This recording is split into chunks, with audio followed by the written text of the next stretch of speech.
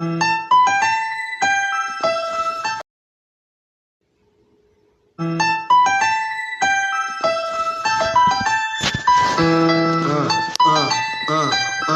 Democrats don't speak for me. Speak for me. Speak for me. Republicans can't speak for me. Speak for me. Speak for me. A bitch ass nigga can't speak for me. Speak for me. Speak for me. You coon ass niggas can't speak for me. Speak for me. Speak for me.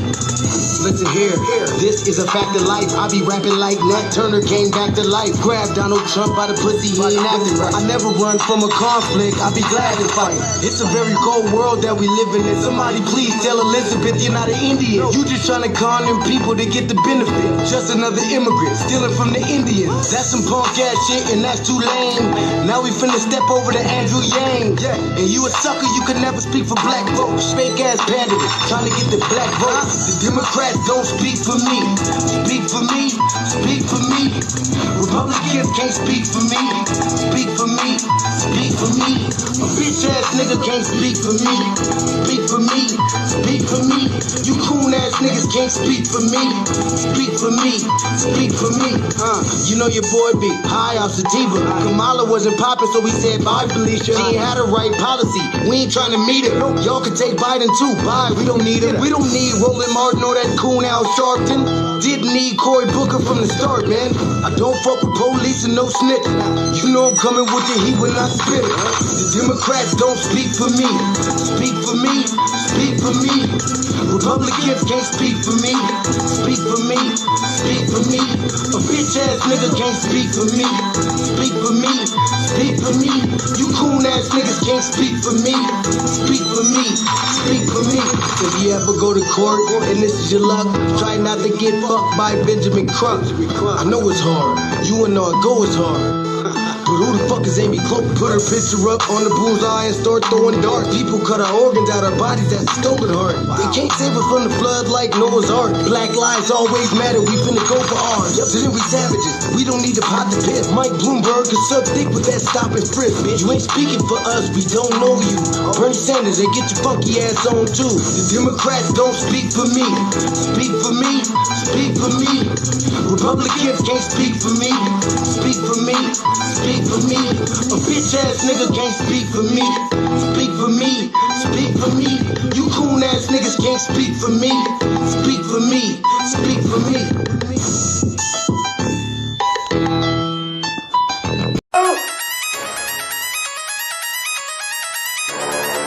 I'm talking about shout it going crazy. People going crazy in them motherfuckers. Run that shit back, man. But it's nothing. Nothing about a woman all day.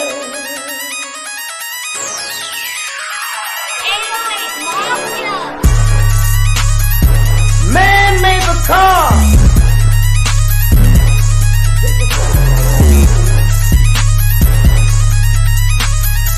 Man made the train to carry the heavy load. Man made the electric light to take us out of the dark.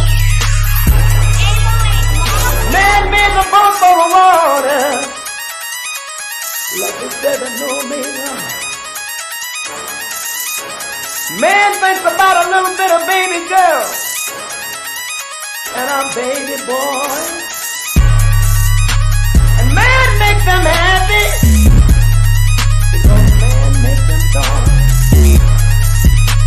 But after man make everything we can, do you know that man makes money?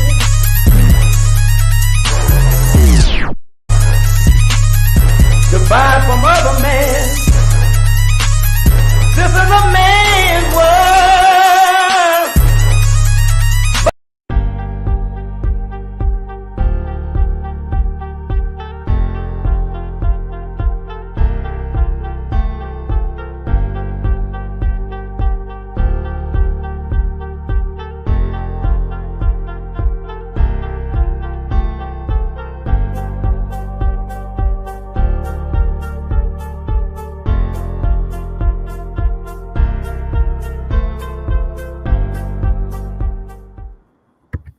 Good evening, Brad family. Good evening. Thank y'all for tuning in to another episode of the Front Line Blacc News.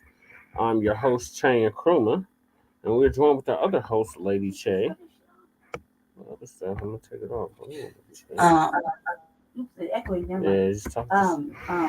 Yeah. I'm in here. I'm in the same room. I'm gonna come on camera here shortly. Sorry, a little bit distracted because doing like 15 things at the same time. So I apologize, Black family. Welcome, Front Line Blacc News. Shabak is on sabbatical. You should probably come in. Maybe you'll come in. We don't know, but he's on sabbatical for right now. That's what I'm calling it. Sabbatical. Yeah. Black sabbatical. He might come in, he might not. But either way, we're gonna hold down the show and praise, that he's good wherever he's at. Yeah. Right. So. Yeah. So we thank y'all for tuning in to season 4, episode 5, part 1 of the Frontline Blacc News. And we will be discussing several things. The first thing that we're going to be discussing is, of course, the tangibles. This is the year in the decade of tangibles. So continue to master the tangible for your vote, Black family. From any politician that's seeking your vote. That's what I'm literally doing that with you. Yes. I'm sorry, family. I'm like super proud of myself right now. And extra biggity fucking empowered. So I'm like kind of excited and majorly distracted. So I apologize. Carry on. So we got tangibles 2024 all the way up to 2100. Then we got how the generational divide in Black America will affect the 2024 election. Then we got Democrat strategist Antjuan Seawright from the Grio claims Black men being fed up with the Democrats is misinformation. He didn't. Then we got Black politicians or gatekeepers of white supremacy employed to keep Black Americans at the bottom. Then we got great news. Dr. Cornel West makes history for having an all-Black presidential ticket. And we are on the ballot in Colorado. Meaning Cornel West is on the ballot in Colorado, and myself, Jesse LaShawn Parrish, Chain Kruma, is also on the ballot here in Colorado for House District, Colorado State House District 8. Stay tuned, family. You'll be able to read about that here shortly. And then, you're welcome, Colorado. Hey, you're welcome, Colorado. That shit came out for me, but let's just go ahead and share it. And then, you're welcome. Last but certainly not least, we got why New Black Media Appreciation Never Ends. They constantly dropping gems. And we were hoping we were going to be joined with our Bay Area Cuzzo, J. Militant, who was in the Mile High Income and Migrant fled the city this week. He stopped by briefly, him and Sab Loke. Shout out to Sab and him and Ghost for stopping by briefly this evening. I wish that there's not enough time, sometimes to say. So, you just gotta wait till our cousin return, and hopefully we can pull him up on the Black Press right here to give us more added benefit for our FBA brothers and sisters. This stuff is always encouraged. If you don't like it, go over there. Actually, you don't know. Actually, go over there and check out his channel. What's Cracking TV with Jay Militant. Right? Yeah. On YouTube. Sub up. I see you because bumped up your numbers a little bit. Yeah, he has. I've seen it. So shout out to him for coming out here. You have your Black vacation. So I like to call it. And he got to stop by, so cruising around the city with one of our other friends. So our other brother, comic brother, yeah. So yeah, carry on, Jesse. All right, so I'm gonna start us off like I always do, and that's with the tangibles. So this is the year and the decade of tangibles. So continue to master the tangible for your vote, Black family. So back in 2019, our good brother Tariq Nasheed came up with the hashtag tangibles 2020. And in it, he was detailing everything that we, meaning the foundation of Black Americans, descendants of American child slavery freedmen, we're going to man from the duopoly or the two-party system. So I'm going to read this like I usually do. And the only thing that's changed is the year. Everything else remains the same. Mm-hmm. So instead of tangibles 2020, it's tangibles 2024. But everything else remains the same. So the 2024 presidential elections are coming up. And foundational Black Americans are going to reject the 50-year-old plus malign neglect policy that has been implemented by the political system. This malign neglect policy mandates that Black Americans should be ignored and only mentioned in vague and non-specific terms, lumping foundational Black Americans into groups with minorities, immigrants, people of color, etc., BIPOC, has only hindered the progress of Black Americans as a group while providing tangible benefits for other groups. In the selection cycle, Black Americans are going to insist that our needs are specifically met by politicians who are seeking our vote. Foundational Black Americans want tangible benefits specifically for us. We do not want trickle down, secondary benefits that are provided for every group. Every group has not been systematically marginalized and disenfranchised in every area of society as foundational Black Americans. So we refuse to be lumped in with groups often assisting the exploitation and disenfranchisement of Black Americans. So politicians must offer tangibles, specifically the foundational Black Americans, or we simply will not vote for them. Be sure to spread this message far and wide on social media using the hashtag Tangibles2020. And since it's 2024, it's Tangibles2024. And all the way up to 2100. Continue to man something tangible for your vote, Black family. Okay, Lady Che, what are your thoughts on the tangibles? Well, I well, since we decided that we could give two fucks about the the two-party system. We were like, we prayed for its demise, burning it down, so we can, Yep. purge the shit and So we don't care if it all collapsed. Yeah, it all collapsed. I mean, we could care less because the emphasis is rebuilding our greatness. Rebuilding the ideals of the Black agenda. So that's always been a defining factor for us over here. Also too, with this is how I feel about this Black family. Is you got like in our eyes, like neither of those two parties neither of those two people who have been in this position of president really has provided anything of substance for foundational Black Americans. Mm-hmm. And those that are on this Black MAGA trip, because I'm just gonna say this like this, because you're tripping, Mm-hmm. and the regular FBA family, codified FBA family with engaged, paying attention, don't believe the hype. I know how we can get into a line of thinking that will follow another direction. Don't believe the hype, family. It's not that's like not a real thing for me. I say that because they're tripping right now. You're defining yourselves as Black MAGA people because you're tripping, and you really need to sit back and really analyze this shit. They didn't do nothing nothing yet for Black folk, and especially as a whole. The way that if you read the websites, there's nothing really specifically for or in lieu or in design for Black for Black Americans, foundational Black Americans. Okay. Hold on a sec. I'm almost done my thought. Just Okay, go ahead. Go ahead. All right. Okay, go and lock the door. Okay. Okay. All right. I'm sorry, my brother's home. Okay, I apologize, family. What I'm saying is there's nothing in there for us. Now, as for at this moment, I was the one that said, about the third party candidate, and I was the one that said, we should really listen to what Cornel West was saying. because he's talking black to us without talking black to us, but now he's really talking black to us and actually making intentional he's talking black to us.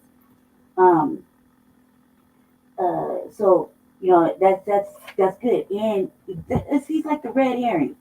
Cornel West like a red herring, fucking Trojan.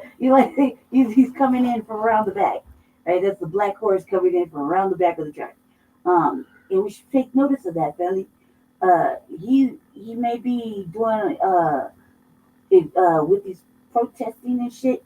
To give these little speeches. Mm-hmm. No. No.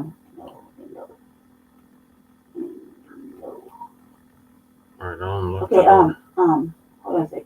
I think. I don't know if he's here or not. I apologize, Kelly. So, I've chosen to elect. I chosen right now to really follow the Cornel West. As he's campaigning right now currently, but that could change, family. The moment that some cool shit happens or some shit that not necessarily agreeable, I'm gonna slide right back into sitting, giving my vote to the couch and Netflix and my black vacation that I think we should all take.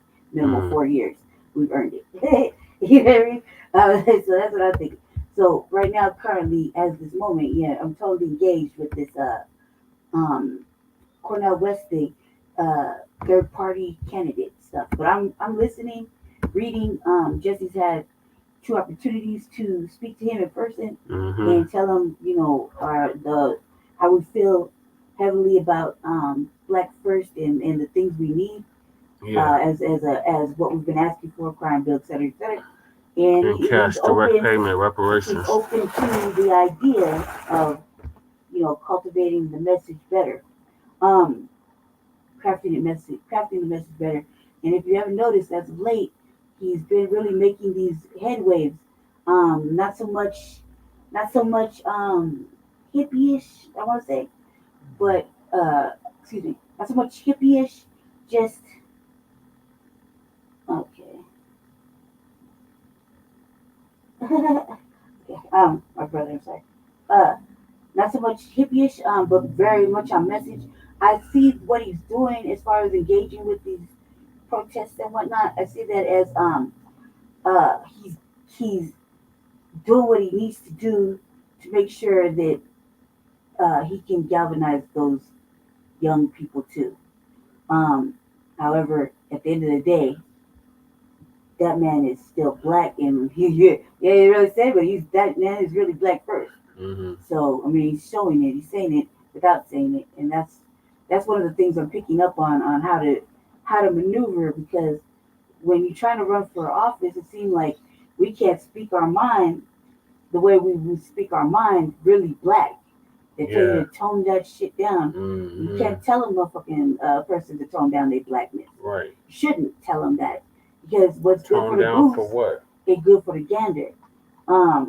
And I encourage everybody to go and listen to TBA tonight, because he touched on a couple of things that are pertaining to what's going on right now with us that we should really take notice on. Also saying that when I chose that me personally, because picking your candidate or non-candidate or the couch is a personal matter. So, you want to pick what's tangible for you, what you're going to get out of it, right? Actual quid pro quo. I put in my level of work in it, and will still stand on what I said up until you do some fucking Olaf Brancon shit, and then I'm back to looking at the couch. Couch don't disappoint me that much, And I say this to say that nobody that files for office right now is going to be 100% fucking talking points perfect for us as FBA B1 fucking message boosters, fucking people in that moment, in that movement, and what we're doing right now on this lineage basis. I say that because we're all going to have to need a little bit of work. So in order to get our people vetted correctly to move up in these political positions and not just be another pretty black face at a high place with some buck dancing and shit, we're gonna have to put some time, effort, and work into crafting the rhetoric and the knowledge for us to benefit us, and not have to submit to the white the dominant society's fucking rules, regs, and fucking democratic tactics. So I'm saying that because we can't be too judgmental right at this moment. We can't be too lenient either, and we can't just accept anybody. They have to be fucking vetted, like excruciatingly painful vetting. Seems because once they get in there, man, it's easy. There's nothing but white folk in these levels. Even like right now, it's just running for House District 8. Yeah.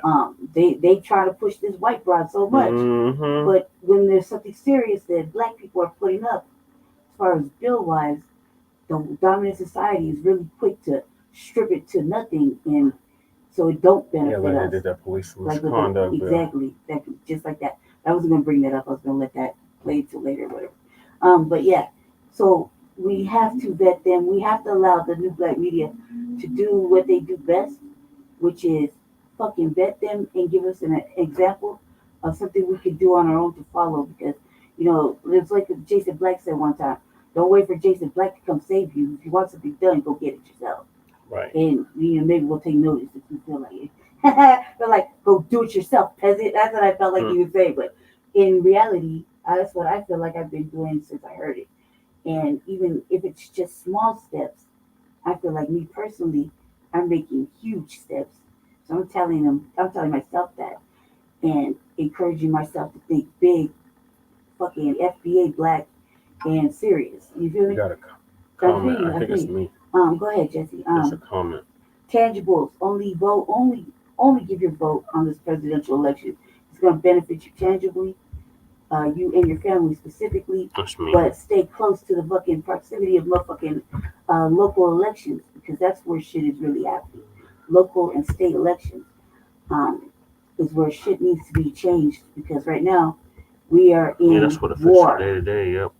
We are at war, and we can't let no more passes slide through our hands without fucking being checked and not apologizing for it just because they say it's anti-Semitic.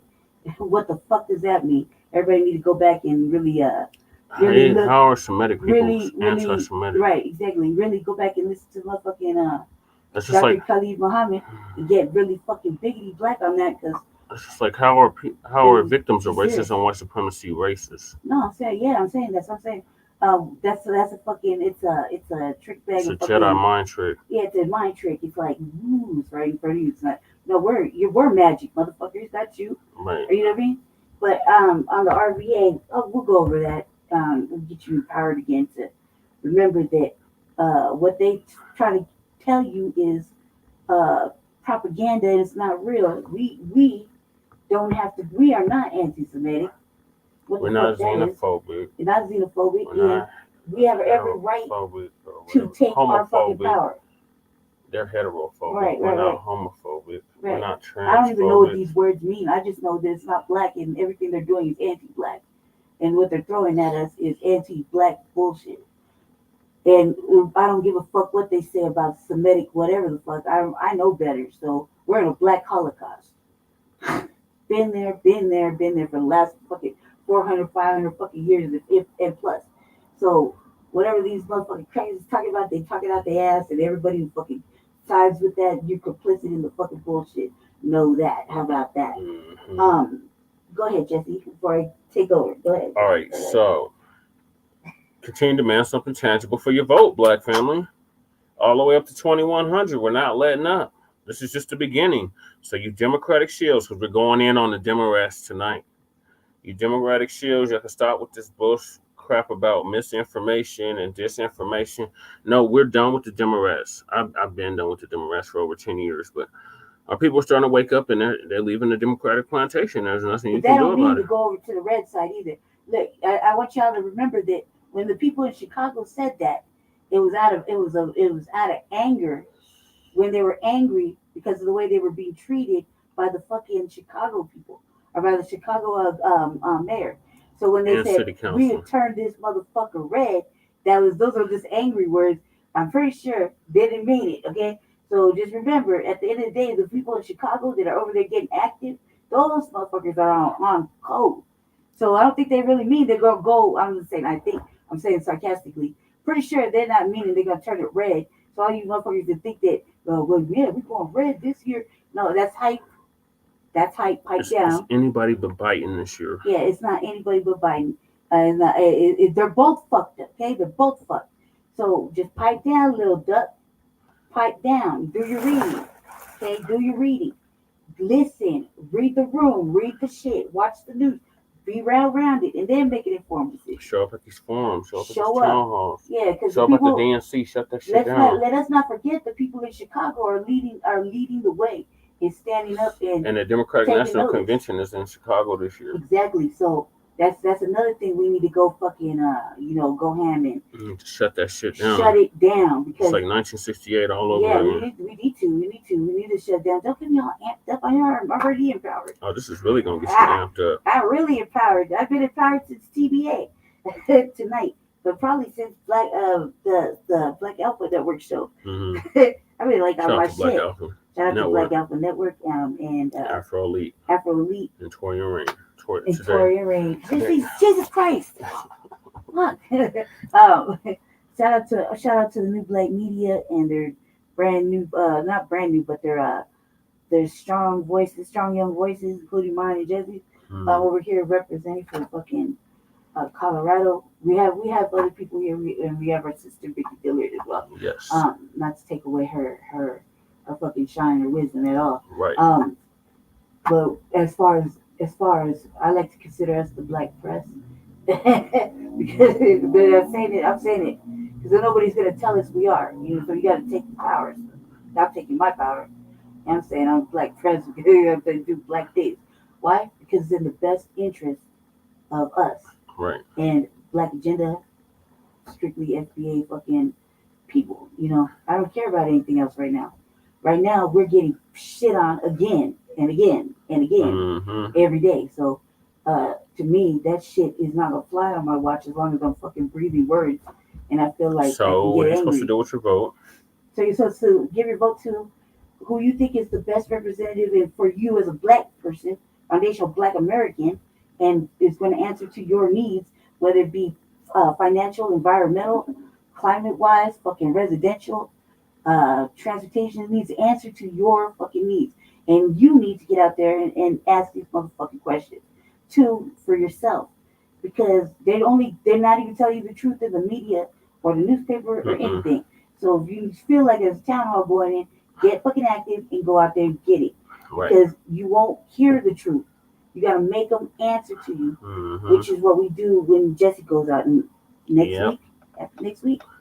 Not this week coming up, but next week, I'm going to be back out there, family.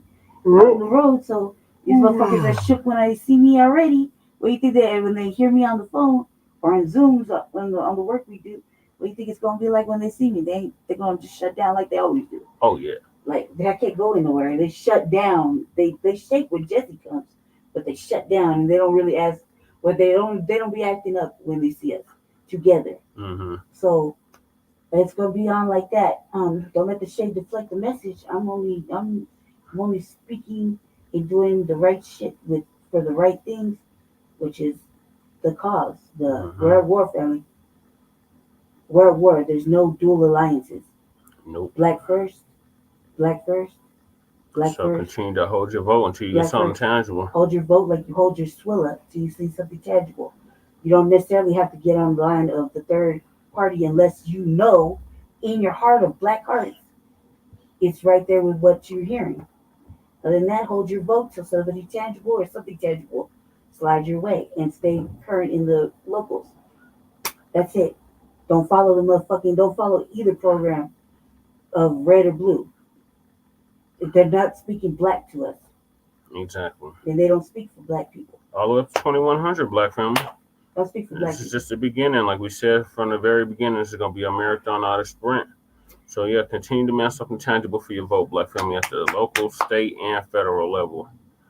So I'm going to move us along because we're definitely going on the demo rest tonight. The next topic is how the generational generational divide in Black America will affect the 2024 election. So, as we've been telling y'all for the longest, and TBA's been telling you, don't trust them niggas. There's definitely a divide going on between the baby boomers, the Gen Xers, and my generation, the millennials, Ys, and the babies, the Zs, and the alphas. Well, the alphas can't vote yet, but the Zs, they're getting ready to get to voting age, the older Zs. Millennials, we've been voting for about 20 years now. Gen Xers, about 30 years, 35 years. So, we are, the boomers been voting since 1964, doing the same thing, voting blue no matter who, and expecting a different result. And then the divide is very clear. So Uncle Phil is going to break down this divide. And while we're not going to allow these Democrats to shame us into voting blue no matter who, and how the old folks need to get on code, or, you know, they're just going to be SOL at this point. Well, tonight on the podcast, ladies and gentlemen, as we approach the 2024 election, a generational divide will happen because we have two different things that we are looking for in the election. Now, a lot of our older brothers and sisters who dealt with, the era of the civil rights movement, they have their thought process on some things because they lived at a different time period. And I definitely appreciate everything they did for us. Now we are the children of those of the civil rights movement, and we have a different things that we are fighting for today, like reparations. But there was an article that was on the New York Times, as you can see on the screen. As a civil rights era fades from memory, generation gap divides Black voters. Now, I told you before, they so concerned about how we think, our inner workings in our community, but I never see these articles about other groups, targeted constantly about another group of people. I told you, we are rent free in everybody's heads. But yet, allegedly, we only, 14% of the population? But you sure worry about that 14%. Well, let's go on and get into this. Now, they said that Loretta Green has voted, at her Southwest Atlanta precinct wearing the same custom T-shirt.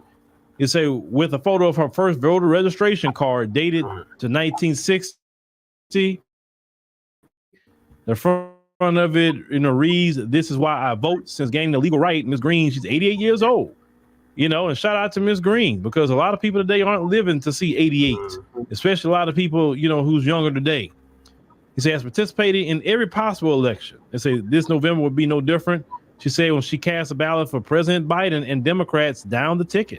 They said, but conversations with her younger relatives who have told her they're unsure if voting or considering staying home. It illustrates some of the challenges it said President Biden campaign faces in reassembling his winning 2020 coalition, particularly in key battleground states like Georgia. And so while Ms. Green and many older Black voters are set on voting and already have plans in place to do so, younger Black voters, polling and focus group data show, feel far less motivated to cast a ballot for Democrats or even at all.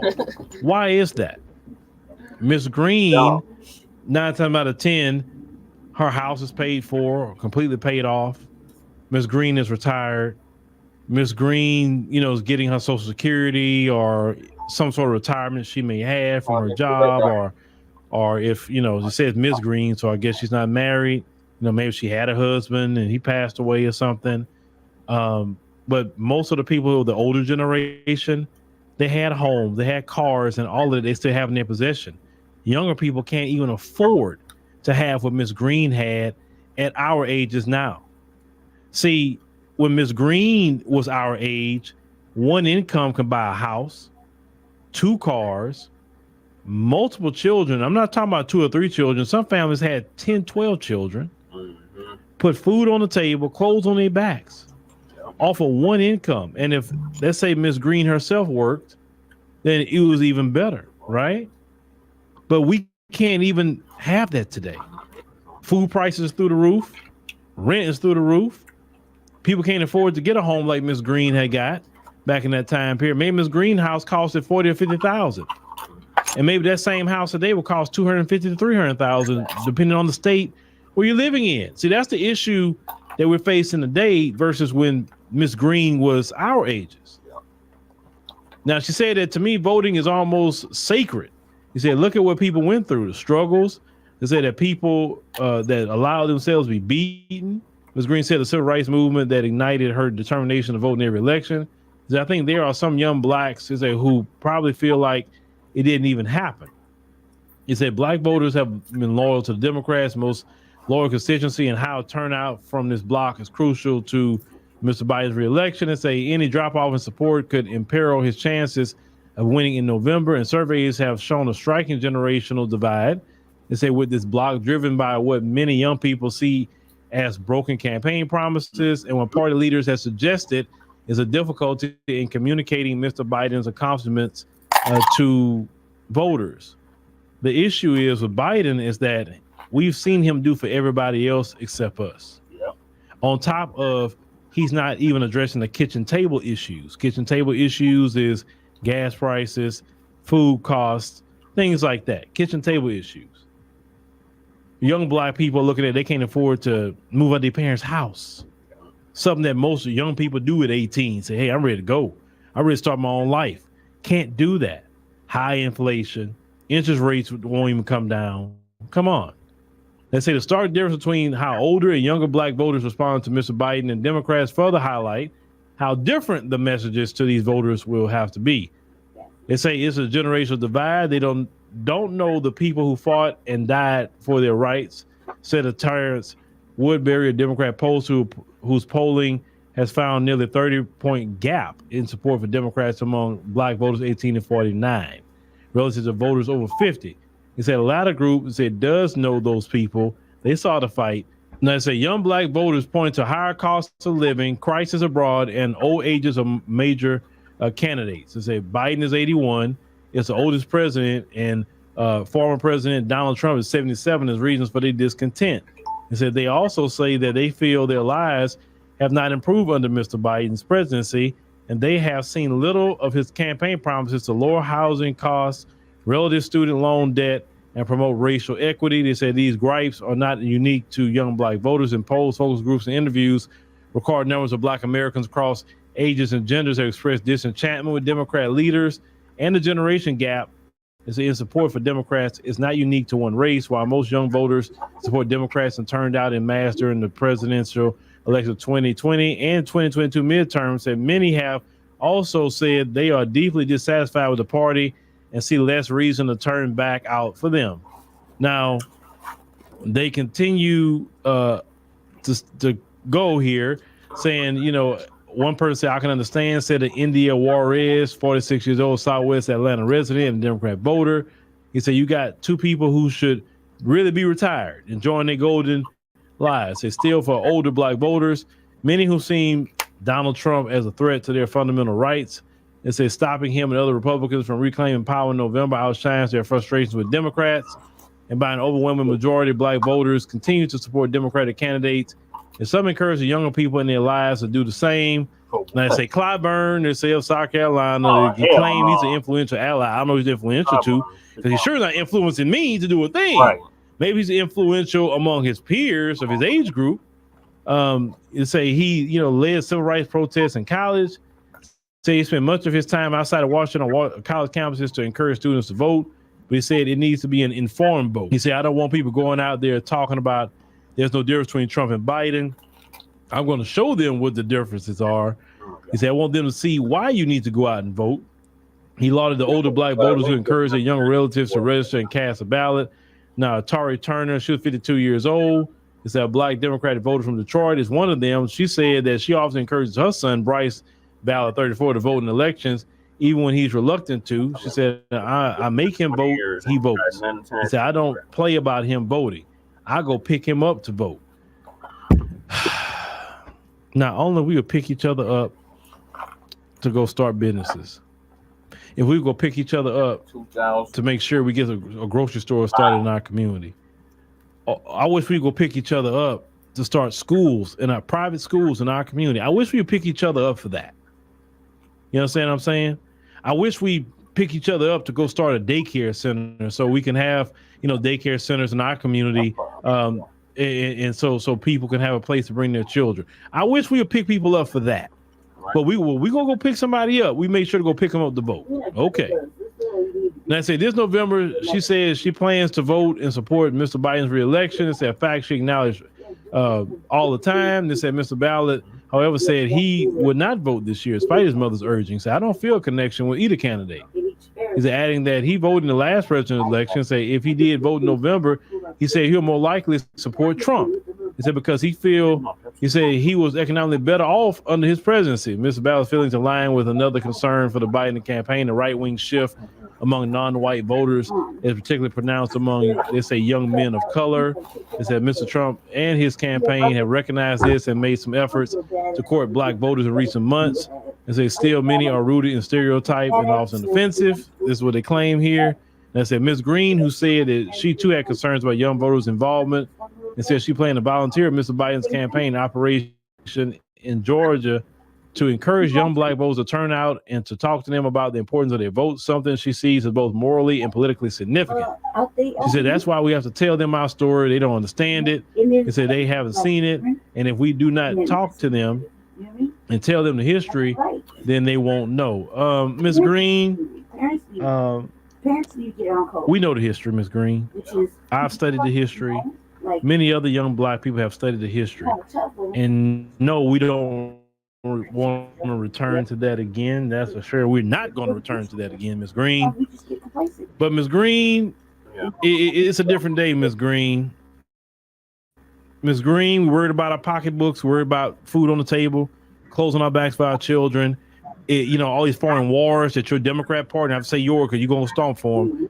Your Democrat party is fighting all these foreign wars. Have you seen all the chaos on college campuses that's going on behind foreign wars? Look, all this money going to Ukraine underneath this presidency. American people are suffering, but they got all this money for that. American people are suffering. Democrats and Republicans got no problem real quick to band together to talk about a TikTok ban in the House. Democrats and Republicans no problem coming together talking about an anti-Semitism act. They can quickly come together and do things for certain groups, but they can never do something for the American people as a whole. Oh, we can't do that. Oh, it's a filibuster. Oh, it's the Democrats. Oh, it's the Republicans. Oh, we need, you want to stop the filibuster? We need 60 people in the Senate. And it's always something why you can't do something for the American people. When it comes to everybody else, no problem. No problem. And the American people are getting tired of that, in particular the younger people. This country has to fundamentally change. All the people that belong in Shady Pines, they need to get the American people, and I'm talking to the younger people, you're going to have to literally say, okay, you're retirement age, you got to go. We're voting for the guy or the lady who's need to be in there, not you. You need to go. And that's what I say, why the younger people need to register to vote is because if you see them on the ballot, and I'm not talking about the presidency, because you're going to have to start from the bottom up. All those local people who you see that needs to go on and go play golf somewhere, go on vacation with their grandchildren. You see them, you're going to say, okay, you know what? Because here's the thing.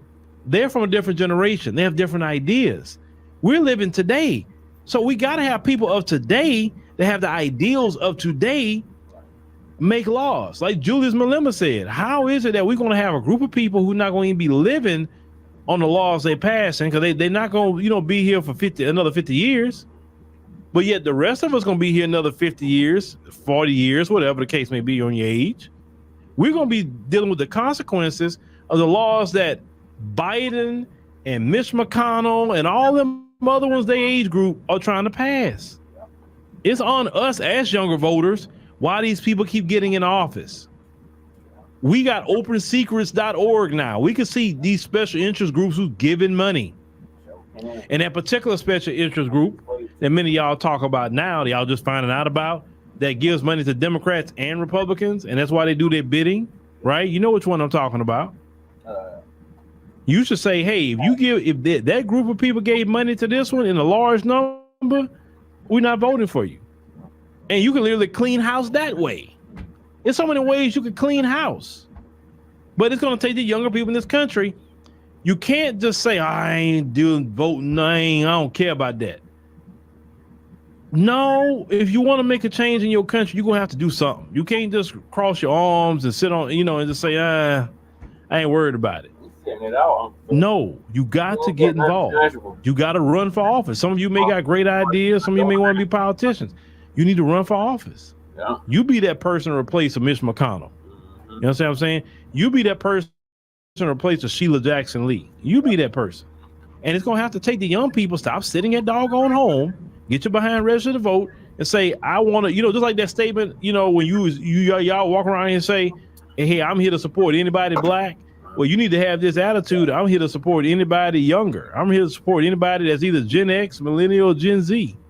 I think the oldest people that should be in there, to me, in my opinion right now, is Gen X. This is my opinion. And the youngest, Gen Z.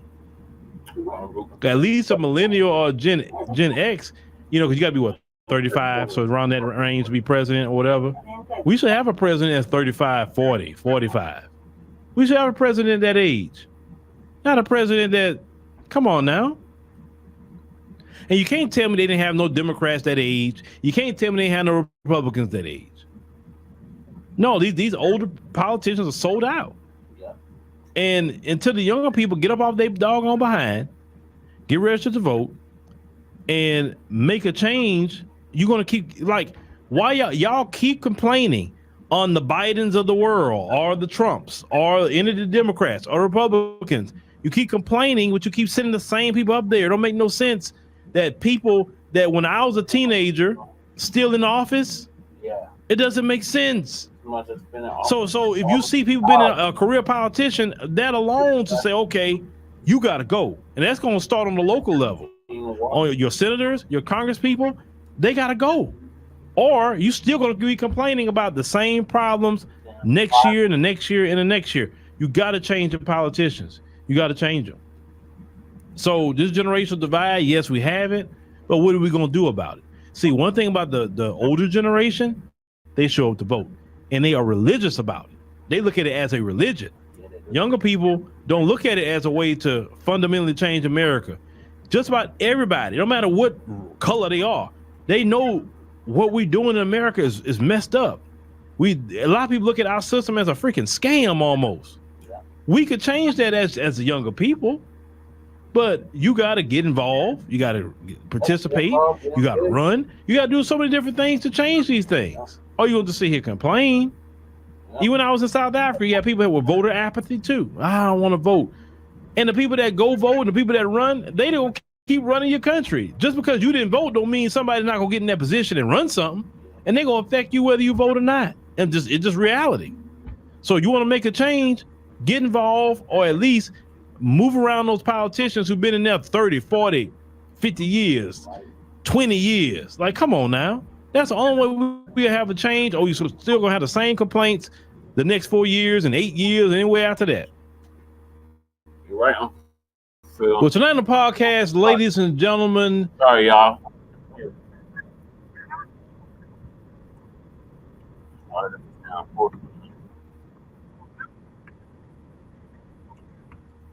All right, Lady Che, what are your thoughts on what Uncle Phil just said? Right. That's what I said it for. Yeah. Jesus Christ, you're not supposed to be that loud. Oh God. Just smoking me out already.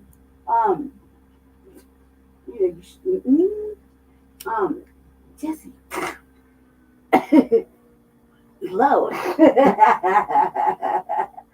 You got his sunglasses on.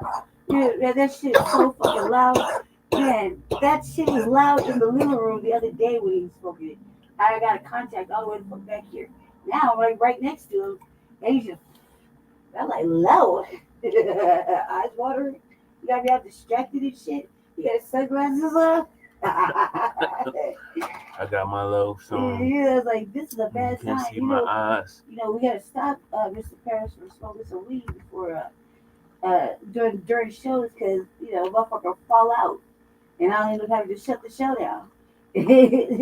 See, it already started to fake. I started feeling numb, and I don't like body herb. I don't like body. I don't like Like you took an edible. what they call it. What they call it? An edible. No, what they call it though. Body high. I don't like that shit. Oh my God, it's already starting to take effect. You're feeling numb and shit. Oh God. Generation gap. That's a loud pack. Loud pack. Generational divide? Fuck yeah. Fuck yeah. Well, first of all, of course we're gonna be upset with the boomers. Mm-hmm. And They sold us up the river. And I'm on the thing. I'm born in the '80s, so I'm the last of it. I'm like the last. You're the of last of the Gen Xers. Gen Xers, which is like the last of the real ones, the last of the series breed. Okay, and everything after that is like. Even if you're a millennial, like 5-6 years younger than me, it gives you the head nod, like. Yeah, I'm an OG millennial. Reckless ass millennials, and then under that, everything under the millennial shit, and we get into like the disease 98 2000 bred types. Man, they're the fucking fictional characters of the fucking generation. And there's a lot of bad things. Like we don't, they're not there. There's like we had hopes. We had hopes that we were stay, techie and super nerdy and smart, and then instead of from super nerdy and smart, they went to weird and fucking weird. Yeah. You know what I mean? Same ones that are protesting right now are the same ones that are on a level of confusion of being can't fucking define they're creating genders and creating fucking fictional fucking mindsets, and they want to protest for shit over pride and step on black people still. Racism is embedded in them. You know what I mean? They'll go and they'll stump at city council on this old Palestine stuff, and then they'll go throw little Martin under the bus and shit again. And it's like we haven't heard enough about that. Yeah. Like family, we're gonna have to keep evolving because. Well, we reclaim Martin Luther King. Yeah, I'm serious. Like we have to keep evolving. Like every time they're taking our shit and they're using this is like comparison to black plight. No, it isn't. No, the hell it's not. No, it's not. That's me summing it up for you. They're trying to put the atrocities that is happening over there on black folk. Like we should take notice of that.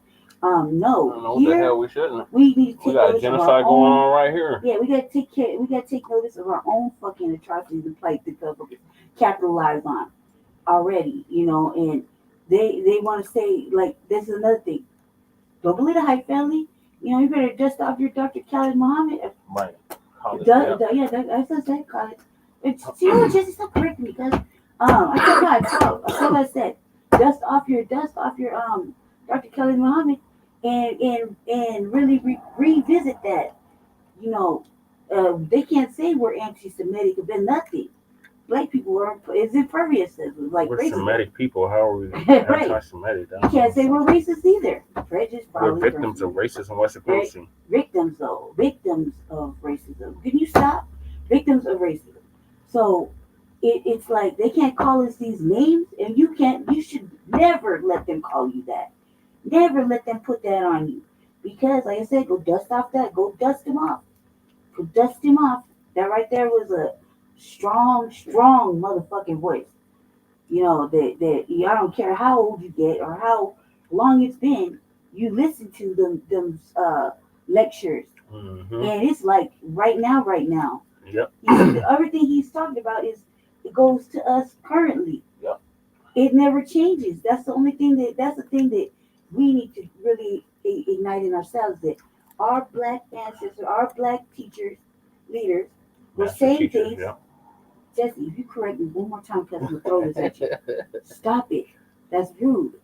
Our black leaders, teachers, ancestors, whoever, before us, after us, they have led a blueprint that is current any time, anywhere, in any decade.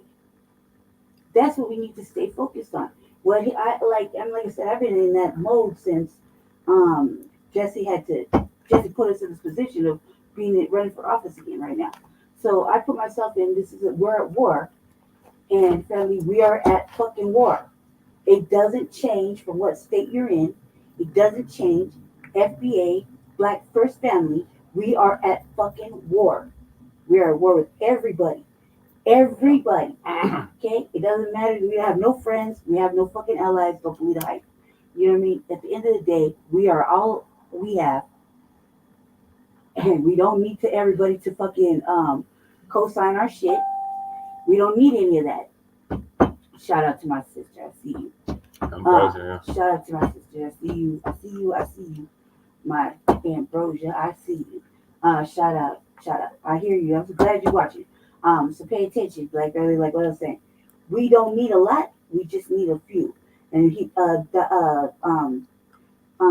Black authorities said that long ago. You know, also too, that dust off your ancestors, your leaders, our teachers. They done taught us stuff that if you run their tracks back, it is current any motherfucking day, any fucking day in any decade. We are alive and breathing. We cannot allow them to put this anti-fucking nothing on us. Yeah, we see you. You hear me? We can't. Yes, I see you, my sister. I see you. I love you. I love you. I miss your face. I'm just live right now and I can't answer the door. But I love you and I see you. I heard you dip around the block. I see you, my sister. But we can't let them put this anti-Semitism shit on us. We can't let them put their white guilt on us. And we can't let them get any more white passes. That's what's happening, family. We gotta be extra aggressive about this. Not violently aggressive yet, but it may come down to that. You know, it's not going to be an issue for any one of us militant motherfuckers to slap one of these crackers in the mouth for acting stupid with us. But we're not going there. They just should take notice that our fucking ancestors beat the drum deeply in our fucking bloodline.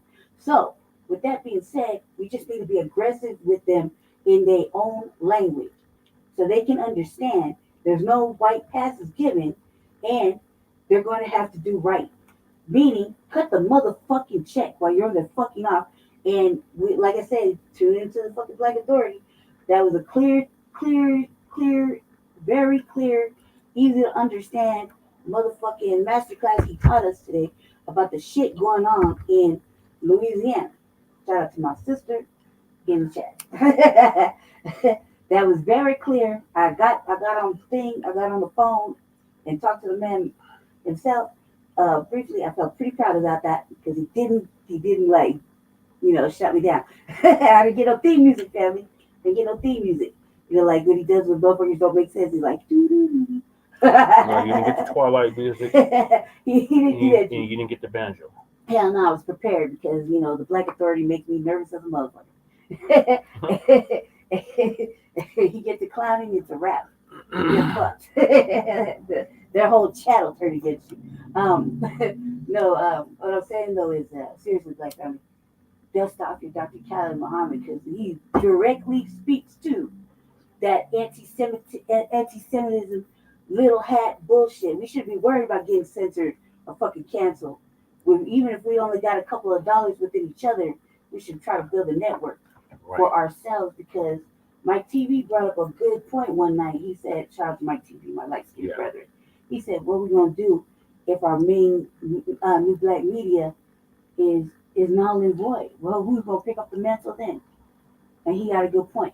So, with that being said, not that we wish those kind of thoughts on our new black media, we need to be serious about this shit. No backsliding, no passes given. No passes given. We're at war. You're either on with us or against us. We can't decipher, can't separate. You're either not cooning and you're standing on fucking FBA shit, or you're cooning and you're cooning. That's just that. No Democratic shilling, no Republican shilling. You just stay on fucking message, on steady fucking crock pot cooking and applying pressure to what is important to us, which is the B1 agenda, as defined specifically by Foundation Black Americans. That's it. Go ahead, Jen. Thank you. I see you, my sister. I see you. I see you blocks. And I love you. I love your face. And I see you. Can I say it no better myself? So, like Chad alluded to, it's election season. I'll drop you the link, guys. Oh my God, don't do that. Please don't do that. Democrat strategist Antjuan Seawright claims black men being fed up with Democrats is misinformation. I'm gonna talk to Deep. you. Yeah, okay. You said, well, we can talk about what black Democrats. Yeah. That's what's the next topic, right? So the next 3 topics. It's about what? The Democrats. Yeah. So what? All right, so Democrats are desperate. Desperation has sunk in. We've been telling y'all for the longest now. So now they're talking about if any black man who says they're fed up with the Democrats, such as myself, that I'm spreading different disinformation or misinformation. So they got their bootleg shield, Democratic strategist Antjuan Seawright from the Grio.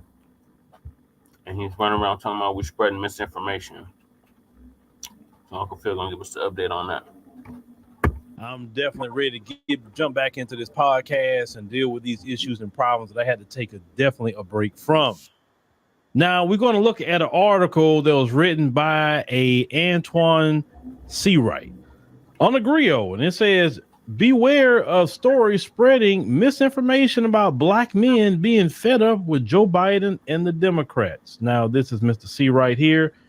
He is a Democratic political strategist, so he is biased all the way around, and yet he's going to write an article like this. He's the founder and CEO of Blueprint Strategy LLC. He's a CBS News political contributor and a senior visiting fellow at the Third Way. That's who Mr. Seawright is. So I just want to give you a little background on him as we go through this for sure.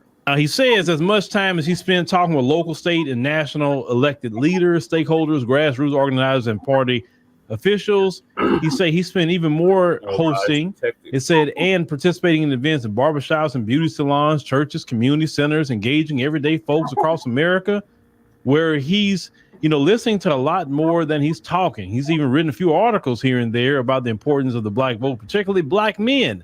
He said, but an article that he read the other day didn't remind him. It said, as he's often argued that black voters are the most consequential voting bloc in America, yet, let me stop there. They're never prioritized like they're consequential. So why y'all keep saying that? See, notice these Democrat political strategists never go there and say we're consequential, yet we're never made a priority. They never say that. No. Because they get their checks from the Democrat Party or any of these political consulting organizations, and yet the black Americans don't get anything. Nothing. But yet we are always told we need to vote. We're always told that we're being misinformed because, telling people that, constantly telling them you're dumb. Notice they never write articles saying white Americans are misinformed, misinformation campaigns against white Americans. No, they never write those kind of articles. Never. And beyond with you, a lot of them are more misinformed than black folks could ever be. Facts. Seriously. Especially a lot of them folks in them rural areas. My Lord. But you never see articles about misinformation, disinformation campaigns against white voters. Always black voters. And why you say that against black voters when they say, you know what? I don't know if I really want to vote Democrat, man. I just don't know. Just questioning that.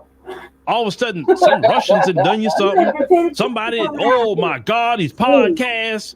Because in America, they have told you black Americans, you could only vote one way and one way only. Because we have a default setting for you as black Americans, and you get out of that default setting, we're going to say you're dumb, saying you're being misinformed. We're going to blame everybody else. We blame white Russians because, hey, black people can't think for themselves, so the white Russians are doing it, or the people on the podcast are doing it. Do you understand how insulting it is when they keep saying that you're dumb, that you can't think for yourself, what you have a brain for, right? Well, let's continue. Continue to say that black men are positioned to be the most critical swing vote in the 2024 election. Instead, he said, it further illustrates how quickly misinformation spread in our community, how damaging that misinformation can be. And the majority of the misinformation comes from the Democrat Party and Democrat media. Let's call it what it is. Y'all never tell the truth about black people's condition. You never tell the truth Don't worry about that us. black people suffer more in Democrat-ran cities and states than any other place. We're not worried about it.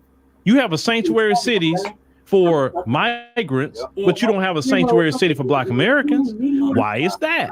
That's a good question, right? Now, he continues to say, as he wrote in August, it's clear that voters of color and anyone using the term voters of color, people of color, minorities, we already know what that's about, right? See, that's the thing. You can't talk to black Americans without even knowing how black Americans think on certain terminology. It is the most insulting thing in the world to call a black person people of color, but you don't say the people of no color. You don't say that about them. But everybody got to be put in this people of color category. You're saying white is more important, and all those other people who are non-white, they ain't people of color. No, we're never going to accept that. So you as a black man, sir, to use that term, voters of color, that's disrespectful. Now, he continues to say, particularly black men, is all the number one target for misinformation, disinformation, and voter suppression. And the experts tell us that it's only going to get worse in 2024. So basically what you're saying is black men can't think for themselves. Black men can't see anybody that's trying to trick them. It's going to, somebody imaginary going to stop black men from getting out their house and they want to vote. Like that is, y'all Democrats don't realize that black men see through y'all. Right. We see how y'all really think about us. Y'all really think about us in a way white racists think about us. Even you as a black man are talking about us like white racists. Basically what you're saying is black people have low IQs. And because we have low IQs, we can easily be misinformed. Someone easily can use disinformation on us and use voter suppression tactics on us because we have a low IQ. So we're going to believe anything. You see where that goes? See, y'all talk about the upfront racists, they're going to say you have a low IQ. But what about these left-wing racists who's using saying the same thing, but using bigger words to do it? That part, we catching on to y'all. I told y'all. See, that's why y'all don't like people like myself. This is why y'all don't invite me to the black events. Not because I wouldn't go, but because y'all know what I'm going to tell y'all. That's why I always say, I literally have to go overseas to get more love than some people give me love in the country. Now, I'm not talking about my brothers and sisters in the streets. No. A lot of my brothers and sisters in the streets give me love. I'm talking about a lot of you black folks. And you know who I'm talking about. Now, let's say he says, before we go any further, let me make it absolutely clear that I don't pretend to speak for all black men, much less the entire black community. He said that would be more than a little insulting.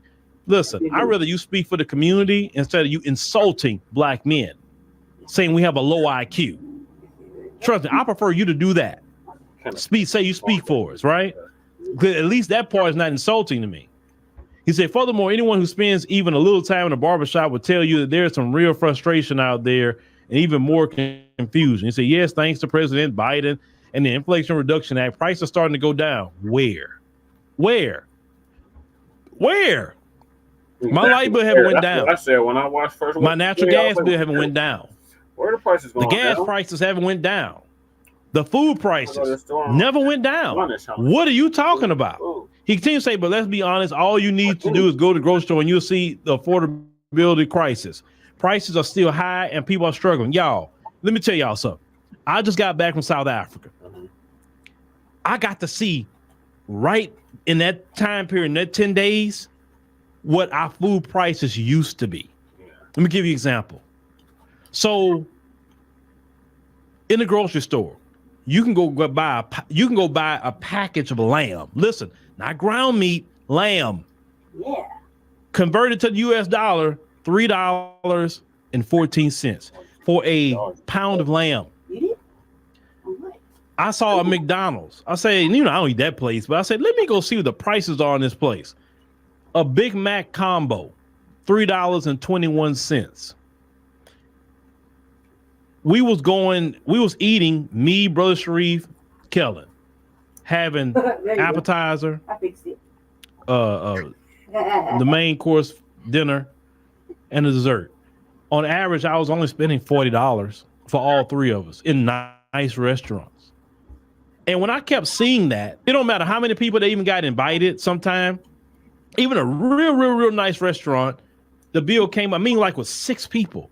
I think 6, 7 people. The bill was like $70. And when I kept realizing that about what I was paying, I said that right there, that food prices is what's siphoning the money out of families. Food prices.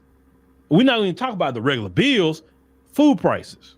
What has the Inflation Reduction Act has done to food prices? And let me tell y'all something. The federal government has control over everything. Don't you let them say we can't do nothing about the prices. That's a lie. They have regulation power. They can regulate prices if they want to. They can fine people for putting things too high if they want to. They can set it back to 90s prices if they want to, based on laws and fines, etc. They can do that, but they choose not to. I don't want to hear that about, oh, we can't do nothing but the prices. It's inflation. Oh my God. No, it's because y'all want to make money. And y'all want to bleed the American people dry of all their money. That's really what it is. And because American people is not willing to take a stand and just deal with it, the price is going to continue to go up and up and up and up. It don't matter who's in office. But let's continue. But you talking about this Inflation Reduction Act, please. Y'all shouldn't even throw that in nobody's face at this point, not just black people, but anybody. And he continues to say he get that in fact. He said, I can identify with it because I'm pretty frustrated myself. The fact is that when Democrats hold a small majority like we do now in the Senate, Republicans can still use archaic rules and the filibuster to block major legislation. He said that's exactly what they did with the President Biden's Build Back Better plan and John Lewis Voting Rights Act. And it's pull your hair out by the roots, frustrated.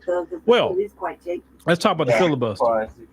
You know, the filibuster is a Senate rule. It's not a constitutional law. And there were times they got rid of filibuster. Oh, like the Asian hate crime bill. They threw that away. You understand? So don't give me that about no filibuster. Don't give me that. Because since the Democrats are in power, they can throw away that rule if they want to. His first term.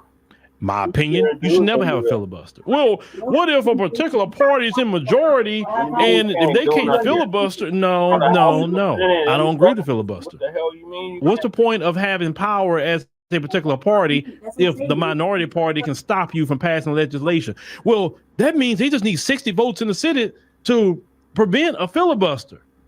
No, majority rule. They don't have that in the House. Exactly. They don't have it in the House. And the filibuster a lot of times has been used to try to stop legislation to help black people. It has questions. There's two things I don't agree with. I don't agree with the filibuster and I don't agree with the electoral college. Talk about it, but I agree with the popular vote, but I don't agree with that. And if you study it, the electoral college allows these rural states to have more power than what they should. Yeah. It should be the popular vote that votes the president, just like it's the popular vote when you vote for your mayor, the city council, etc. They say it's not. Now, he continues to say some folks are frustrated, some are angry, some are confused, some are just aren't feeling this election at all. He said he get that. He said, but we can't let this be an excuse to let this kind of misinformation seep into the ecosystem and communities or the ballot box. It's not misinformation, sir, when people can't afford anything. And when they look at the party in power or the president in power being Democrat, how much more informed can you be on that? He said, for example, they said the article argues that black men are frustrated with President Biden and Democrats because they have failed to deliver on things like student loan, debt relief, police reform, and voting rights. Really not frustrated. I know you're not talking to black men. The average black man don't have student loan debt. Sorry, they don't. Police reform. President Biden said he was going to do a commission on police reform, and the moment he scrapped that, he said Congress needs to handle that. That's what he said immediately. Voting rights, bruh. I've been having my voting rights since I was 18. Nobody's doing nothing to my voting rights. I live in a Republican state, Texas. My voting rights aren't threatened. What are you talking about? The average black person in America worries about what's important: the economy, their job, and getting jobs, their ability to do business, their ability to get business loans and home loans to take care of our families. We just want to be self-sufficient, not be sabotaged. That's what black people are asking. Reparations. That's very important. An anti-black hate crime bill. We do not think about the student debt, any of that mess. We don't think about that. But let's continue with Mr. Antjuan here says. He said the reality is that President Biden has delivered. He has signed more than 24 executive actions to deliver 146 billion in student debt relief for 4 million Americans. He said they must have forgotten how President Biden cut undergraduate loan payments in half and helped drop monthly payments for millions of borrowers down to zero. He said he must not know that earlier this month, President Biden laid out a new plan that will expand the student debt relief to more than 30 million Americans. The majority of Black Americans don't have student debt. They don't. So what about them? He said, of course, none of this would be necessary if GOP officials hadn't led the charge pushing the right-wing Supreme Court to block Biden's plan to erase 400 billion in student debt, forgiving the debt of nearly all 40 million federal student loan borrowers. Let me tell you something. If they do that, that's going to be a wealth transfer to white America, not Black America. Yeah. Think about that. White Americans already have a leg up based on the system. If they wipe out all their debt, sure, they can wipe out Black people's, but they wipe out their debt, they already going to get jobs they don't qualify for. Yeah. They don't get loans that they don't qualify for just because I think he's a good guy. We've covered stories where people that worked in the banks who are white say that when Black people come in with 700 plus credit score, make more money than even white Americans, they are a lot of times don't even get the loan. But a white person who have a lower credit score, who don't make as much money as the Black American, they will say, well, you know, he looks like a good guy. He looks like he gonna pay it back. But they never said it about Black Americans. See, that's the thing that we're dealing with in this country. So I do agree with them not wiping it out. Nobody forced you to take that loan. They say you take it, you get your job, pay it back. If you didn't want that loan, you didn't have to take it. You could have went to community college and tried to do what you can do to pay it. Now you continue to say, isn't that delivering on student loan debt relief? Say, what about police reform? I hear you asking. Well, despite, you say the article tells us President Biden has delivered there too. Let's start with the fact that in October 2022, Biden announced that he was pardoning all federal offenses for simple marijuana possession and calling on governors in every state to do the same. He also started the process for broader decriminalization and rescheduling of marijuana under federal law. You say, but that doesn't matter in this article, does it? No, because the majority of Black Americans aren't in jail. Much as y'all like to put it out there that we are, the majority of Black Americans, or Black men in particular, aren't in jail. Right. So no. He continues to say, how about when President Biden banned chokeholds and no-knock warrants from federal law enforcement? Does that count? No, because the majority of Black Americans aren't engaging in federal law enforcement. You know, I mean, the average person isn't arrested by the FBI. The average person isn't dealing with the U.S. Marshals, right? Yeah. But what happens? The average person is dealing with a city cop, a county cop, a state cop. His executive order had nothing to do with those. So no, what is that? What is that about? No, tell the truth, sir. You talking about misinformation? There you go. Yeah. He said, what about signing the Emmett Till Anti-Lynching Act to make lynching a federal crime for the first time in history, or creating a national database to track law enforcement misconduct? Every time someone is found on a tree in this country today, local law enforcement say they unalive themselves. They never say what it really is, and we know what it is. Mm-hmm. So how could that law really work in local law enforcement is constantly saying, oh, they did it to themselves? Right. He said maybe President Biden should direct the Department of Justice to go after these brutal cops in departments and cities like Mount Vernon, Louisville, Phoenix, and Minneapolis. But wait, President Biden did that too. And how has the lives of Black Americans in those cities improved? It hasn't. How? The system with police is rotten from the bottom up. Mm-hmm. You can't just target one city, or a few cities. No. You literally have to turn the system itself upside down and rewrite it for it to be a system that's right for everybody, right? And the only reason the police isn't doing some things they're doing is because of what Black Americans did in the streets. Because y'all wasn't gonna do that. You understand? So please, you cannot pat Biden on the back about no police. And he said, don't get me started about voting rights, because in August 2021, less than a year after the election, the Democrat-controlled House of Representatives passed the John Lewis Voting Rights Act, the most comprehensive measure to strengthen voting rights since 1965. Every single House Republican voted against it, and once in the Senate, the GOP finally got rid of it with some archaic procedural tactics the segregationists had used in the 50s and 60s. Later that month, Democrats tried again, repackaging initiative as a Freedom to Vote Act. Republican senators pulled the same old trick again. Most of the time when we hear Democrats talking about voting rights, you're talking about finding ways for migrants to vote. We've been having our voting rights. They're already trying to, oh my God. And we've been having it for a long time. And let's call it what it is. We have never really got anything like we wanted from the ballot. Everything we've ever gotten, just let's talk about history in America. We've gotten when we had our feet to the pavement and our feet to somebody's butt. That's usually when we got something. Every time we try to vote, we get finessed. I'm not saying not to vote. That's not what I'm saying. I'm just saying, if we look at it, how we've been voting for the past, 50 plus years, we've been getting finessed. Everybody else been benefiting off our vote, but we haven't been getting anything like we should. He continues to say, but importantly, President Biden and the Democrats are still fighting with the latest version stuck in committee because the Republican-controlled House won't even let it come to the floor for a vote. Still, the article would have us believe that President Biden and Democrats haven't made voting rights a priority. That's not only wrong, it's dangerous because it rewards Republicans, the ones fighting against voting rights. You say, well, we ain't buying it. Once again, when I go to the store to buy food in this country, which the food is horrible, the food has chemicals and preservatives that's giving people all kinds of sicknesses and diseases. It's the truth.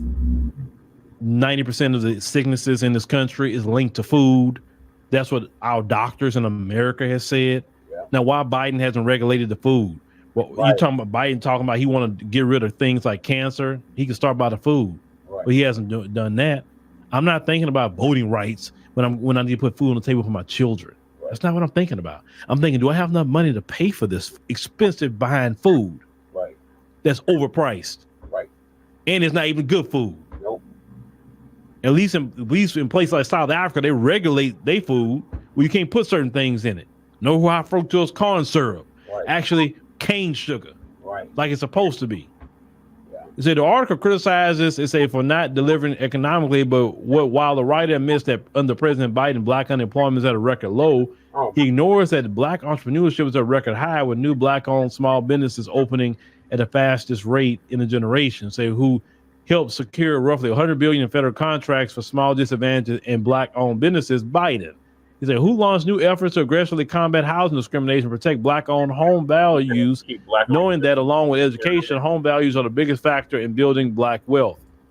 Black Americans can't even buy a home. Let's start there. Biden has the power through FHA to give home loans at low rates.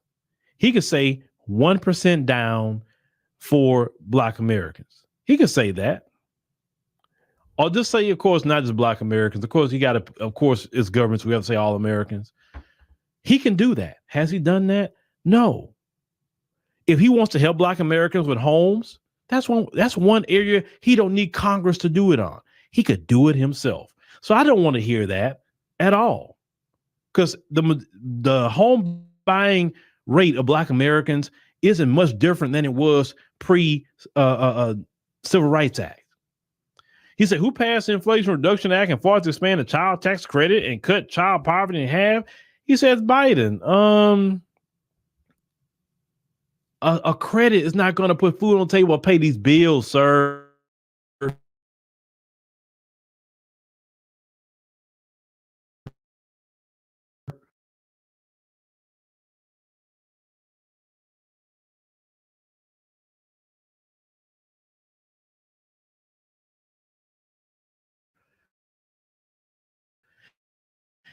He said, understand these aren't just numbers and statistics we're talking about. These are people's lives. Okay.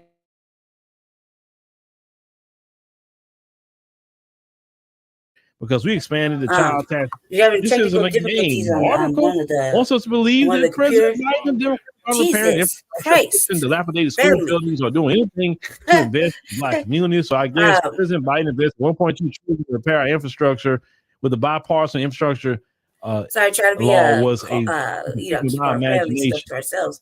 You don't get credit. Apologize, family. We're about to have quick little technical difficulties. Well, fixing your infrastructure is not to help black people. It's to help the country. That's what we pay taxes for. We pay taxes so you keep the roads, bridges, the airports, some issues. So stay watching power the video, the link, internet, all the things that we need to operate a nation. That's why we pay taxes. You don't get a pat on the back for trying to do your job. Don't let them play that game with you. See, that's something for black people. No, that's something for everybody in this country because that's your job. So no, we don't give you a pat on the back for that crap. Sorry, we don't.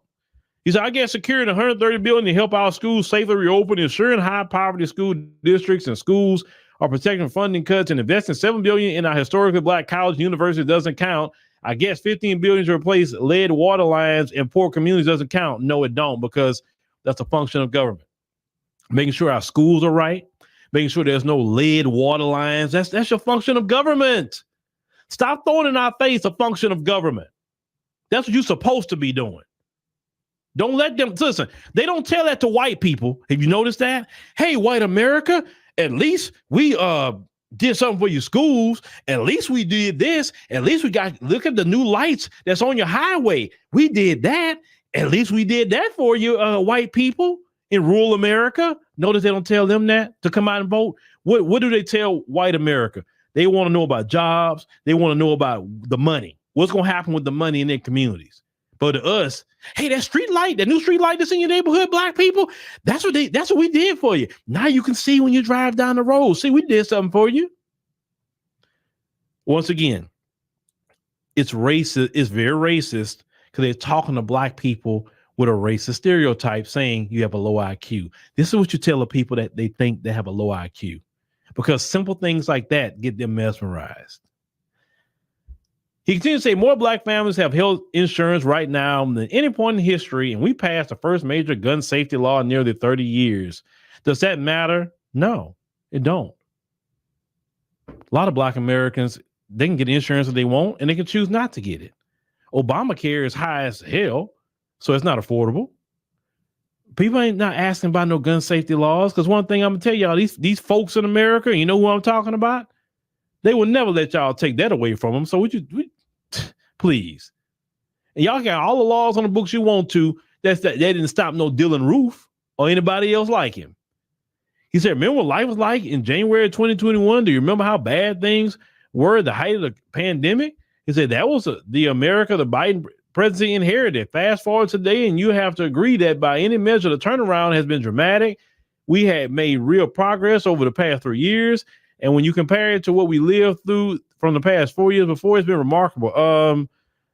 Sorry, in the Trump administration, food prices wasn't this high, bills wasn't this high, gas price wasn't this high. So I don't know what you're talking about. I'll take that Trump era any day over this mess we got today. Y'all have fumbled the ball. Let's call it what it is. He said a lot has been done, and of course we still have plenty of work left to do. No, you gonna ruin the country if you get more time. He said I also understand that there are some folks who would like to pull out their "what has Biden done for us" talking point on the radio or their podcast. And frankly, some of those folks, he said, are people I listen to and people I like. But just because a personality said it on a show you like doesn't make it true. No, let me say this. When a person on a podcast, a show, says it and it resonates with thousands and millions of people, why is it resonating?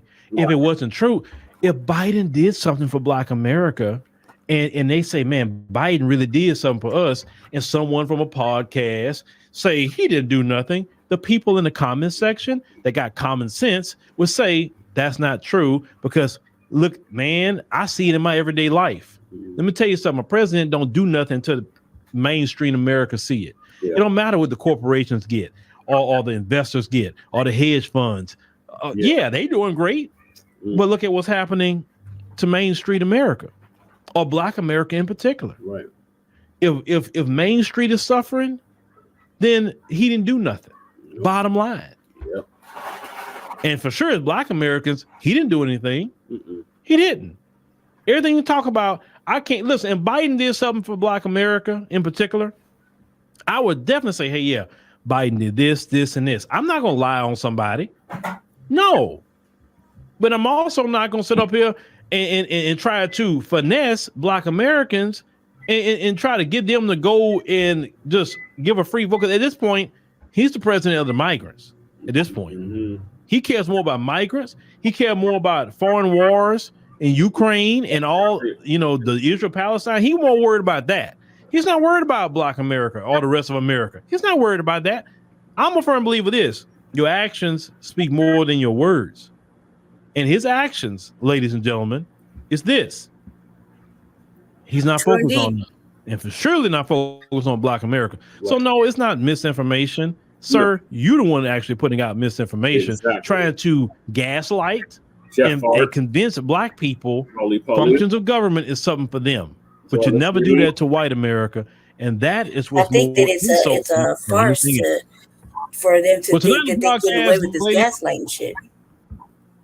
Oh, yeah, big time. Gaslighting. They try to make it seem like delusional. You're crazy. You don't know. Yeah, like when they do it to us, like here locally, I think in our defense, like I think they should just know that it's not wrong for us to tell you a fucking Democratic coon, a fucking shill, and you're not going to talk to us like you're not going to talk at us with these motherfucking fancy, fucking ambiguous talking points because it's a new day. We in a whole different type of fucking mindset. And you're gonna get told. You're not gonna shame, blame, and explain. And you can't say nothing about it because it's off code, off brand fucking behavior. And as Black people, we're better than this. So them fucking doing that to us is like playing on our emotions. Well, they want to shame, blame, and explain. Shout out to Rob. Shout out to Rob. Black Revelations. Other light skinned brother. I would say though, they should just know that you're playing with our feelings. You're trying to give us you're trying to pass on this cognitive dissonance like you pass on herpes. Like fuck that. No, you're not gonna do that to us. We're better than that. You should think of us better than that. Stop trying to sleep on us and think that we're not paying attention and we're gonna just be passive. The passivity is over. Well, yeah, them days are over. Yeah, the passivity is fucking over. They need to know that. Like, we can't kumbaya no more with you motherfuckers because you're never gonna change. You're never gonna change. We can't hold hands. We can't because you just put us in neglect. Exactly. All right, Lady Shay. I agree wholeheartedly with everything that you said and Uncle Phil said. So I'm gonna move us to the next topic, which is also Democratic related. And that is Black politicians or Trickians. Politicians are gatekeepers of white supremacy employed to keep Black Americans at the bottom. Well, I can't wait so I can give my thoughts on that because that needs to be addressed majorly. Yeah, well, we know quite a few gatekeepers. Yeah, I was going to bring that up, Jesse. Thank you. Get out of my brain because I'm going to bring that up. I'm going to bring that up because it's important. You got me over here dropping shit back here. Stop it. Fuck you. You just have to corner. All right, go ahead. So Uncle Phil's going to give us the rundown on that. Who is it by? Uncle Phil. Oh my God! You're back to back with Uncle Phil. Ladies and gentlemen, for years, a lot of our older people would say, "Oh, we got to get, some people in positions of power in America as Black people. We need to get people, to be mayors, and we need to get people to be Congress people and state senators, and we need people to be judges, and we need people to do all these different things." But. Has that brought any change to Black America? From my vantage point, it has not brought any change to Black America. Case in point, let's listen to this short video real quick, just to give a small example of that. As a Black person, I'm not trying to climb the ladder to get to where the higher white people are. That's our problem as Black people. When I got Black people with the slave mentality coming up like, no, we need to work hard. They're holding us back. They don't want us up there. Bro, I don't want to be up there with them. Do you see the horror they do up there, I don't want to be up there with them. Black faces in high places are not going to save us. Just look at the Black proponents of Cop City in Atlanta's leadership class. Ooh. Black faces in high places are not going to save us. No. Just look at the Black woman's hand, ambassador at the UN, voting against a ceasefire in Gaza. Ruha Benjamin has said that's something you can just piggyback on all over the place. We've had Black people in high places, right? She's talking about Cop City out of Atlanta. How would any Black person who have had it just in our history with the police, why would you be saying, hey, Cop City is great, let's go on and do that? Never. Right? As we stated earlier on our stream, these people don't believe they're part of our community. They believe there's something else. They believe they're boule. They believe they're elite. They believe there's something else. So while you are trying to put your faith in people who don't want nothing to do with the rest of us, except use us for votes, use us for money, a different type of Black right? So they can keep a position on the plantation to keep up the status quo. See, it's on us at the grassroots level to put a stop to those people, right? Because now we have seen, we've had more than 50 years to see what Black people in high places produce. It produces nothing. It produces a Black gatekeeper in a system of white supremacy. That's all you don't agree. But yet that same Black gatekeeper will make sure that anybody who's white, make sure the system is good for them. You know, they will make sure it's good for immigrants. And definitely the immigrants who don't look Black, that's for sure they're going to prioritize them. Because if the Black immigrants are all treated good, why did you have the African immigrants protesting in New York saying, hey, wait a minute, we're not getting some of these resources that the other immigrants are getting. Why are we not getting it? Because you're Black. That's the way it works in America. You may be a Black immigrant, and maybe they give you a little bit more of a leg up than a Black American, but you still Black, sis and brother. And that's the harsh reality of it. So just don't forget about this. Every city that you got some Black mayor, some Black Congress people, the Congressional Black Caucus haven't done a thing for Black people. They're not doing nothing for Black people. They haven't fought for an anti-Black hate crime bill. They're not fighting for reparations. They're not fighting for anything. So how you gonna get mad with us? You got Wes Moore. He's the governor or so of Maryland. What is he doing for Black people in Maryland? What is he doing?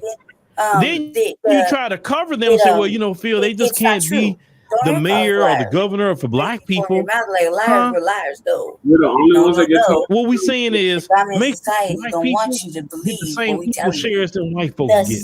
That's what Black people are saying. We're not saying to get no more than anybody else. We're saying we want our equal share of what everybody else is getting. That's all Black people got to say. And you as a Black, so-called Black man or woman should be making sure of that, but you don't want to do that because you want to keep the status quo going. So what is the point of having Black people in high places when they're sitting up here working to make sure we stay at the bottom? We're not on that white media propaganda. We got Black people in these colleges. How do they help Black people? You don't. You don't see Black enrollment rise up because say, hey, wait a minute. We don't have an equal amount of Black people here. We need to make sure the enrollment is equal among everybody, right? And we don't have enough Black people, so we need to bring some more Black people in to make sure it's equal. All Black people are saying is, I just want equal treatment. I don't want to be Lord Master over nobody. Just equal treatment. Even giving Black people equal treatment, there's people that don't want that. And you have these other groups who are non-Black and some who are Black that don't want Black Americans to get equal treatment or even their fair share of what they put into the system here in America. We're due. We have all these different people. We have athletes, rappers and singers. We have all these people with so much wealth, and yet what do they benefit the Black community? Nothing. But yet we'll sit up here and go support them. No, we won't. Yes, you may like their music or whatever, but man, they can't do good for people. At least I say do good for people in your own city. Right. You don't got to do all over the place. Just go to your own city. That's right. If you're from a particular city, do something for the people there. Right. Create opportunity right there in your own city. Right. I mean, you can't go spend all the money you have. Mm-hmm. You can't. You can only buy so many houses, so many cars. And then the crazy part about it, as a black person, you go buy this big mansion and then you have a hard time selling it. Yep. Because a lot of times, just because you had it, the folks don't want to buy it. Yep. It's depreciated all of a sudden. We have to understand that the grassroots is the only thing that's going to change Black America. Did George Floyd and that uprising, did it get started by the politicians? No. Did it get started by the black preacher? Did it get started by Supreme Court justices or anything? No. Where it came from, the grassroots. Did the Million Man March, did that come from the politicians? Nope. Or the ball players or anybody else? No, it came from the grassroots. Yep. The civil rights movement, grassroots. Yep. Rebellions on the plantation. Grassroots movements do all that. Everything that we have fought for came from grassroots movements. That's why grassroots is where it's at. Grassroots is where the people are at. And grassroots is where you touch the people. The reason why I don't seek to be mainstream media in America, because you separate yourself from grassroots. I'd rather be more on African media because I still have access to talk to the people that way. And actually, it's more real to me when it's in Africa versus here anyway. I'm not asking for shit. I'm just saying. Because I understand there are so many black people that have so-called black platforms, and the reason why they don't mess with me is because they know I'm not part of their boule. I'm not at the debutante. I'm not at the links. I'm not at anything like that. So they're not gonna mess with me because I'm with the grassroots people. You understand? These motherfuckers is not willing to put in. And I just believe that God don't want me around certain people, and I'm okay with that for my protection and for the protection of people around me, and I'm okay with that because they know you bring me around, I'm gonna say something. Things like that, and they don't want that. If a motherfucker like say I eat meat, so I'm cool on the path that I'm on. It is a blessing to be on the path that I'm on.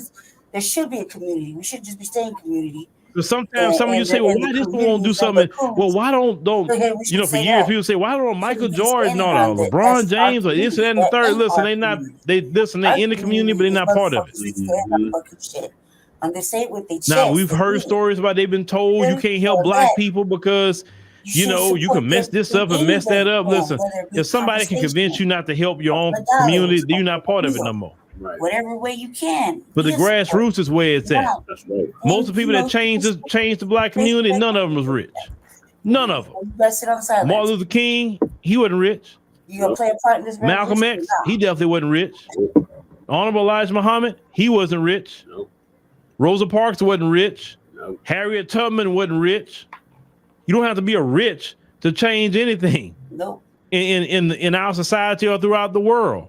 All you need is the grassroots and the people around you, that unification to make a difference. That's right. And the grassroots can also bring a lot of wealth into the community through the grassroots. Yeah, we have the grassroots can shut down major corporations. All the grassroots got to do is say, you know what, we boycott, and you're done. Yep. Because the corporations are just got to be on symbiotic. The right side of the grassroots. Mm-hmm. They need our money to survive. They can't live off of us, then they go away. The power is through the grassroots, not the politicians. Some of you feel these politicians so out of line and you can't do nothing about it. Oh yes, you can. Mm-hmm. You do something about it at the grassroots level. That's right. You start campaigns and say, hey, this one got to go, that one got to go, and you do it. You throw away petty divisions, and I'm talking to all Americans at this point. You go, it's gonna come to a head, white people. Let me talk to you, because a lot of you, I'm noticing, starting to wake up about the system in America, even though we told you already. But you're gonna have to throw away the racism and actually link up with everybody and fix the country, because I'm telling you, white Americans, your racism, and what I mean by your racism, when you don't want to understand that you live in a country with people outside of you, and you're not realizing that your own people is destroying this country, and they gonna take you down with them, you got to throw away your racism and actually join with other Americans if you want to save this country. Because I would say this: black people gonna be okay one way or another. You, on the other hand, these other immigrants that come in here, it gets so bad they'll leave. They'll go back to their homeland. What's gonna happen to you? I mean, You because I did the work when I was understand? young. Y'all waking up to everything that's a scam in this country. Y'all realizing everything. You've been told a lie. You've been realizing everything. I'm seeing the videos on TikTok pop up. Y'all are really realizing how y'all have been sold a lie. And y'all believe that lie for a long time when Black America have been screaming to you, especially you, about look at what's happening. Look what's happening to us. And you dismissed us because you want to take this racist trope that Black people are lazy. Now it's happening to you. I guess you lazy too, right? I guess you want to pull yourself up by your bootstraps because you can't afford food, or you can't get a job, or you can't pay for rent, or you can't get a house now. I guess you lazy like us, right? That's how it is. Now you realize that somebody said, hey, the Black people was right this whole time. What if you'd have listened to Black people the first time they told you? We wouldn't be in these issues and problems. That's what I mean by the racism. Right. Clout chasing and capitalizing. But the grassroots is the only thing that would change America. You will pay me. Black people in high places not going to do it for us, folks. You're not we got to realize that. If you want to save America, you save it through the grassroots. It's just that simple. Because I have no faith in Black politicians. None. No faith in them. They have to show me before I even think about believing in them. Show me. Because all of them to me, at this point, is suspect because they do nothing for us. Yep. It's not mine. Right now, we see the police officers are. But y'all seen me.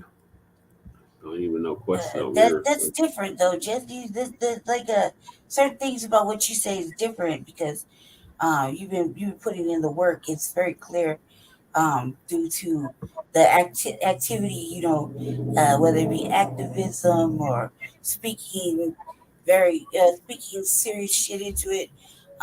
You know, that's clear. We're talking about we're talking about people nowadays that you want to get involved, right? Cool. But tonight on the podcast, ladies and gentlemen, certain things you might not like. For example, right? Like I was saying prior to you, I was saying that I'm brand new, right out the street, right?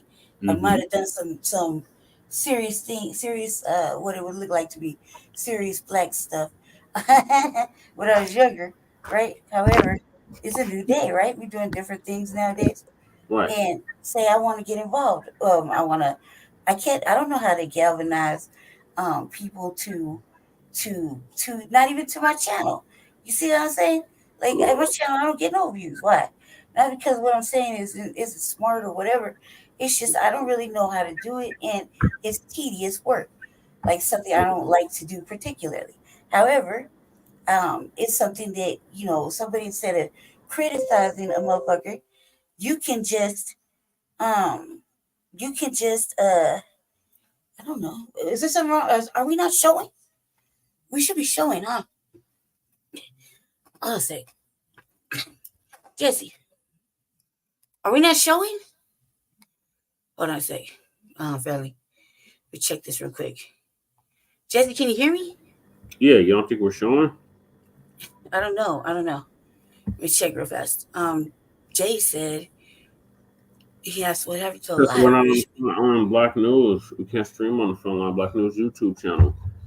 Oh, okay. Okay. I already sent them the link though, so it should be joining us here shortly.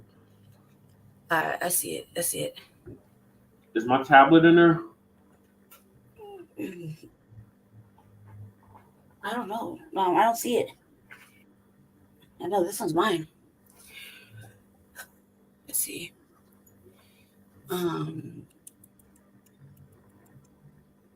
Okay, yeah. Sorry, family. We got a little bit distracted. Waiting. We got a lot going on over here. It's a busy weekend. I sent them a link already. Just in case. Let's see. Didn't hear one already. We got family in town and family visiting, and so it's a very heavy weekend for us. And it's almost like you motherfuckers know it's Saturday. Yeah. And you guys always do the same shit. like you intentionally do it. I'm starting to wonder, can't play on our feelings today. You know what I'm talking about. It's religious, man. It's religious fucking shit. All right, I'm back. So I'm sorry, family. We just a little heavily distracted. Like I said, we got family all over in coming into town visiting. Um, it's showing up busy. So if they come Okay, over, so Lady Tay, huh? what are your thoughts on the gatekeepers? Yeah. Jesse, you just gonna cut me off like that? Okay. Trying to be polite. I know. Um, what am I think about the gatekeepers? That's another thing. That's I think about that like first of all, I'm gonna refer to Jeff Favre. Jeff Favre, you are a fucking gatekeeper like a motherfucker, right? And Mm-hmm. enemy to other people. So Yeah. when I say that, let me tell you this way. Let me tell you this. You ever play Kingmaker, right? Okay, Yeah. cool. Cool. All right. So you playing Kingmaker. You did that. You did that. Shit. Um, sorry. You did that last time. You. Shit. How do I say? Um, you did that last time, and that's what happened. So you galvanized the whites. The whites coming after us. Not only do the whites come after us, like physically, keep in mind that Black family, I got hit 2 times by a vehicle in a Yeah. pasture, twice in the Yeah. same motherfucking year. Yeah. So, and the whites pull up and say, call us out our race. Definitely refer to Jesse in the most derogatory way when they're talking about he will not be and then fill in the blank. Okay. Yeah. So right there, that right there is a major motherfucking violation to just our person. And so you galvanize the whites, and you galvanize the whites to think motherfuckers is bigots and whatever fuck that mean. I think Yeah. that those words don't apply to white people. They really don't apply to us, in my opinion. You know what I mean? You can't call us any of those names. Like, shut up. Just shut up. You don't call us those kind of names. But you gotta do that because the motherfucker says it really means it that a man should not put on a dress to elevate. That's Right. it. That's all. You know? But you want to go ahead and talk about this inclusivity shit.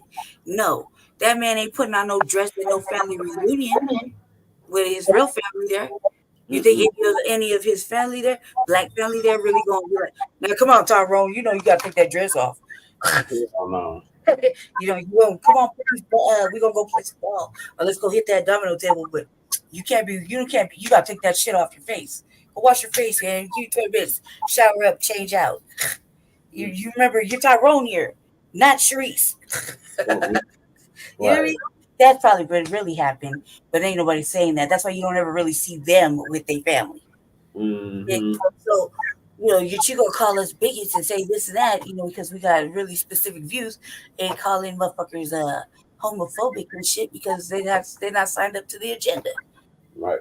Well, because the agenda is trillions and trillions of dollars worth of an agenda. It's been going on for like 30 plus years with the fucking gay agenda started by white folk. So no, not happening.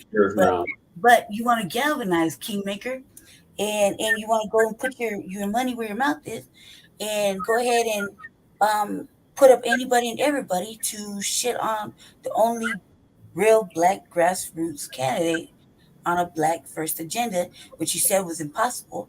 But here you go about what's that? What are you talking about with the Black agenda? What's up with these reparations? Can we steal off your brain? Fuck no, you can't. That's why we're like trying to keep our shit to ourselves, and we still have to entertain the masses by telling them what we're gonna do for them. That's the fucking craziness. We're putting obstacles in the way. That's the enemy of the state type shit. Enemy of the state type activity. That's a very activity that we shouldn't allow. We need not to allow. And anybody complicit in the fuckery is complicit in the fuckery. You comprehend that shit. You are complicit to selling out our people.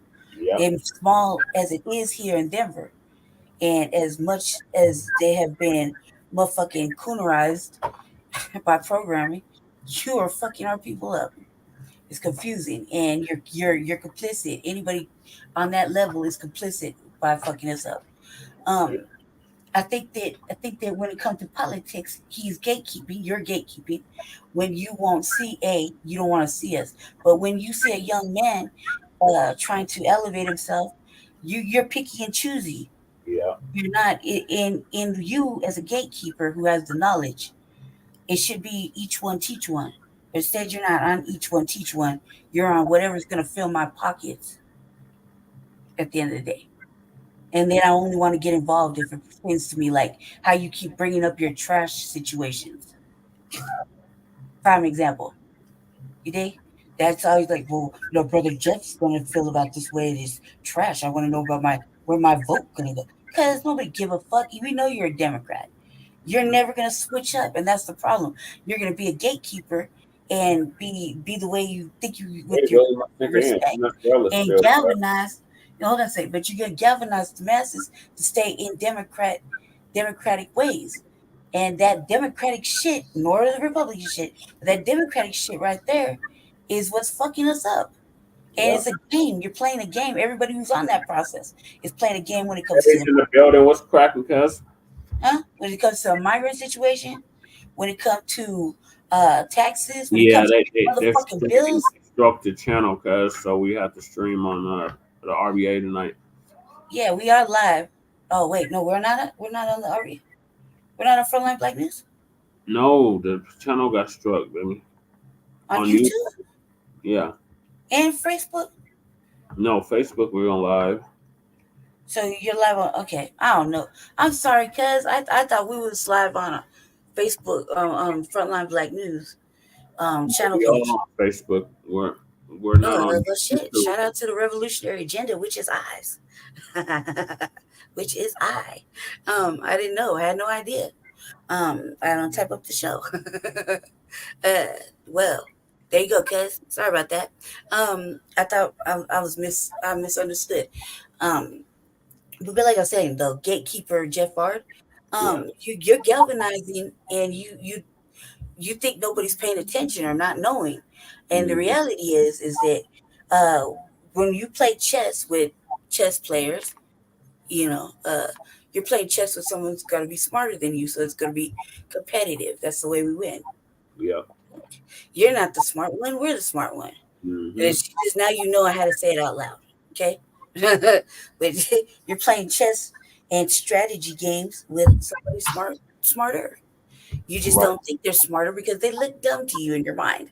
Cool, I'll take that. I'll accept that. You're welcome. Now play the game correctly. You know what I mean? But at the end of the day, the democratic process needs to be shut down right now. We've been voting for no matter who. And look what the fuck you got. Gonna vote for Biden. Some of them fools still said they was gonna vote for Biden. Yeah, but look where it got us though. I mean, nobody could really say that under the Biden regime, let's say whatever I feel I say. Under the Biden fucking Bidenomics package that he tried to sell us, you really advanced in your life here like that. I mean, you made more money than nobody could say that. Nobody could say that because we went through COVID during Biden. And not only that, but everybody's down there living from one paycheck. Could be out in the street living in a tent next to your favorite unhoused resident. Yeah. And you guys motherfuckers thought I was playing when I said that. I'm not. I haven't been. Even with this migrant process, it only is being said now because it's annoying. Yeah. We're annoyed. But white, you seem to be angry because your money was going over there. But I don't think the whiteys, I think you Caucasians are really upset yet because you knew this was going to happen. So you prepared to not really be as angry with your tax money as we are angry with all the fucking hard work, blood, sweat, and toil going into our tax money, going out to all these other places and people. And these are like motherfucking, what do they call them? Economic slaves. I mean, immigrants. I mean, migrants. I mean, what? Yeah. Alien. You know what I mean? They're here for the economics. They're not here to better us. They're here for their economics. And they're seeking asylum for economics. Yeah. They're here for them to vote white and Democrat or white and Republic, not black and in our interest. They're not. They still have a lot of motherfucking colorisms, and don't call them brother. Don't call them brother. You know what I mean? Don't call them that. They'll look at you in the face and call you a fucking mayate. I'll wait for the day. Or whatever they call white people. You know what I mean? Yeah, don't do that. Don't do that. Don't get on the bus, man, because us FBA folk to take the bus be feeling some kind of way. Oh yeah, all the You know what I time. mean? And then we in the wrong because we're not inclusive. We're not welcoming. We're not open-hearted. In my opinion, I don't think any country will let you go 8,000 caravan deep, walk up in your country like that, Never. and then act like it's all good. Every day, almost weekly. Why And they then take across the bus when they got plenty of cities around this motherfucker. Why they getting these We phones? want to take them, and the economics is good. Yeah. They come across the border with brand new phones. Brand new phones, man. And man, because everybody's over there with their open hearts and fucking bleedy fucking emotions. Keep this in mind, Valley. All this shit they talking about with this app and all this shit, like all that is brand new.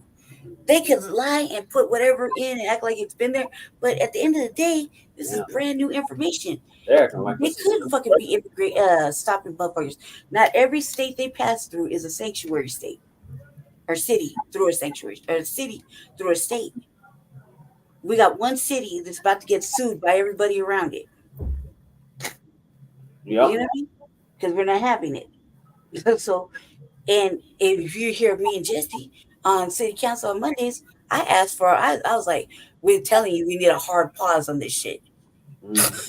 So we could catch our people up, because you leapfrogged again over the Black unhoused community.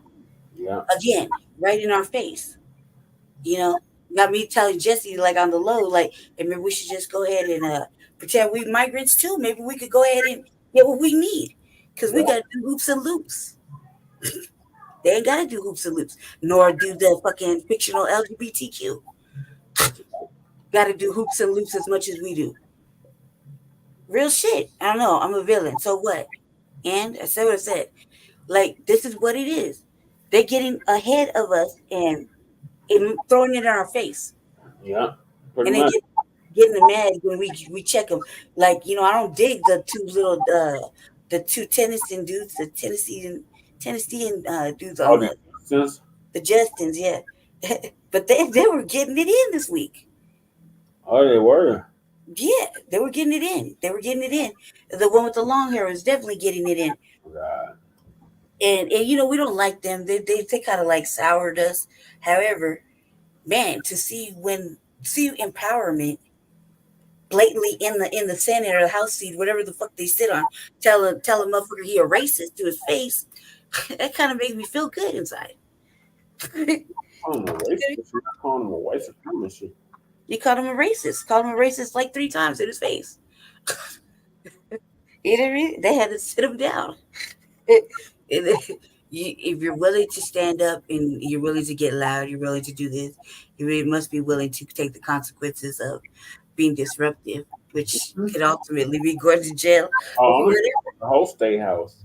Yeah. What does he sit on? What does the Justin sit on? He sits on. They sit on the Tennessee State House. Yeah, they're House representatives. So, man, that was that's so for somebody running the House or in the House seat. You got the one motherfucker with an afro and a motherfucking dashiki on calling somebody a racist. Yeah, like, I know it's funny as fuck to me, but they thought it was empowering because you weren't allowed to wear no motherfucking dashikis in there. When you go in the house and you sit there watching, they're like, black folk are watching. Mm-hmm. You know what I mean? But these motherfuckers like, no, we will not give these teachers fucking pistols. What are you talking about? Oh yeah, I think they passed that shit though. Yeah, they did pass it, but you know what I'm saying though, it's a 2-part conundrum. 2-part conundrum. You want to protect the children, but you also think about, hey man, these children be wilding. They be getting on a motherfucker's nerve. You really think that the teacher should have a pistol? They can go either way. You know what them white teachers gonna do? You never know. Yeah, they're unpredictable. So you can't say like it's a good thing. I mean, like most of us who deal with weapons, we have a certain understanding that we're not going to touch unless we need it. You hear me? It's not a toy. These motherfuckers be leaving the fucking pistol in the bathroom in the house. Mm-hmm. In the house. Not in your house. Or in your truck. But the state house, okay? Yeah. Hell nah. No. So you think giving one of them that teach our children One of them Karens. a pistol and one of the kids get rowdy or whatever because they don't, they're frustrated because they've been getting called the N-word all day on the low and told them they're going to the prison. As soon as they get out of school, they ain't got no daddy. I'll be fucked with them and shit. You don't think one of those days that kid go wild out and that Karen gonna shoot him? It go both ways. It could go either way. They could be protecting somebody. It don't matter. It don't matter. They're gonna defend the students against the mass shooter. Yeah, that could happen, or it could go the opposite. These kids be doing the most these days. Yeah. And there's no real defense, but at the same time, you shouldn't have a pistol in school. And they just to school to be the babysitter. That's it. Yeah, that's always. I think that's always how it's been. But I don't think that you should let them have a gun in the school because just in case, you never know where a person's mind is that day. It doesn't matter who they are at the end of the day. Remember Austin Lyons? Yeah.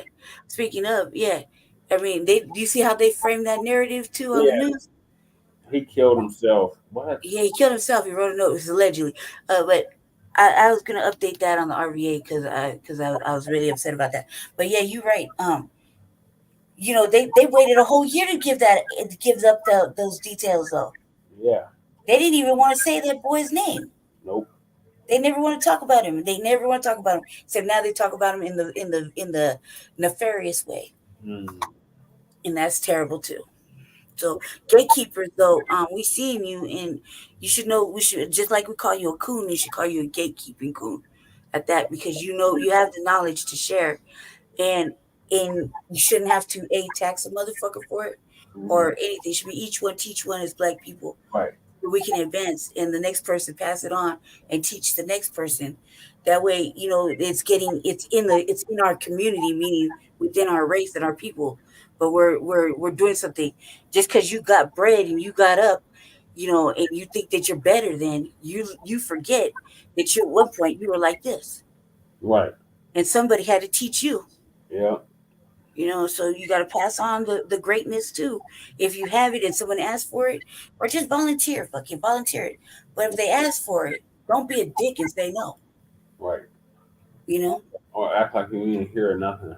Yeah, you didn't hear it, but they clearly talk to you, and you have to go directly into your building and talk to you directly in your face while you're live. Yeah. You don't want that, because they're loud and they don't know how to behave themselves when they're upset. You don't want those empowered Black folk that call you a coon and a fucking gatekeeper to get live on your program and make you get upset. Mm-hmm. They get really banned. I mean, you should just do the right thing and either voluntarily share it, but the next time someone asks, help them with the resources to get there. Be a good man instead of a fucking bad man. Right. Go ahead. Yeah. Yeah. Also, we got John Bailey. Shame on you, John Bailey. I told you directly to your face that I was the only Black candidate on the ballot. Yeah. Gatekeeping too. You try to make it seem like I was delusional and I didn't know what the hell I was talking about. Mm-hmm. So I want a public apology when the white-owned media writes an article about it. I want a public apology from you and the rest of the gatekeepers in the city and state. Yeah, because we're doing the work now, especially now, you got to give, seriously, you got to give us some grace. I know that's a hard concept for the alleged community to understand here in Denver, but you have to give us some grace. Y'all shamed us and disrespected us, and we had to go through that grieving process of the fucking election, and we pivoted out of that because that's what strong motherfuckers do. But they have to have their time to get through it, and so upon this next little round, we're not going to be disrespected. Right. That once. That's it. That's the only free pass you get.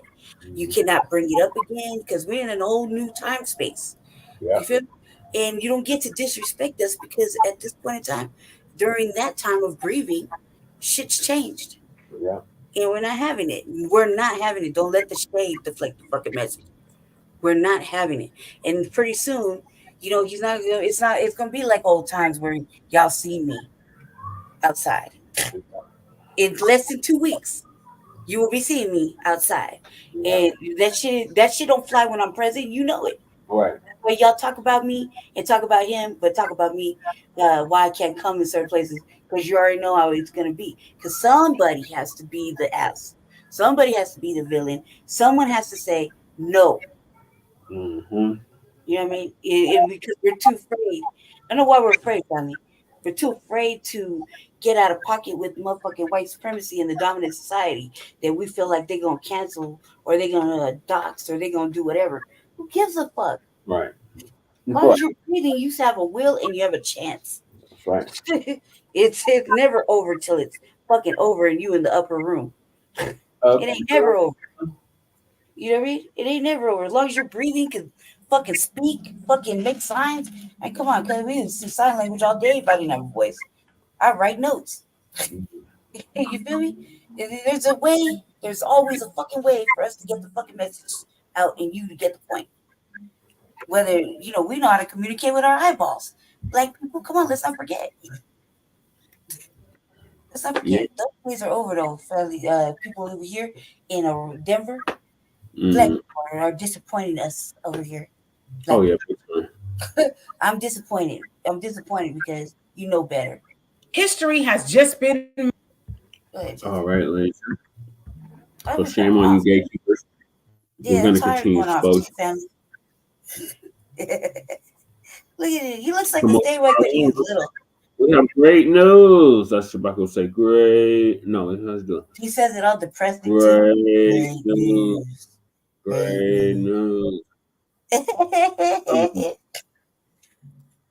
Dr. Cornel West, who is running for president as an independent, makes history for having an all-black presidential ticket. And we are on the ballot in Colorado. You're welcome, Colorado. So, Uncle, no, that's Uncle. Come on, Ambrosia. Oh, shit. Oh, y'all both panicked. Excuse me? Oh, my God. All right. Okay, hang up. All right, so,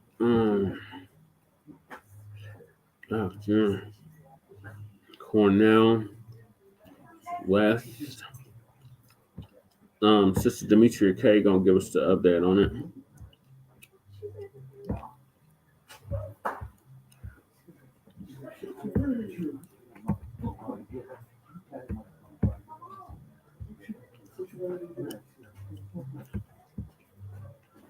He said that he is bringing on a black woman to represent him as the vice president of the United States if they are elected in this upcoming election in November. Now, he went on to the Tavis Smiley show and made the announcement, and this is what he said about his selection. At this historic and pivotal moment, it is my profound honor to stand alongside my dear sister, Dr. Melina Abdullah, a fierce and tireless advocate for truth, justice, and transformative change.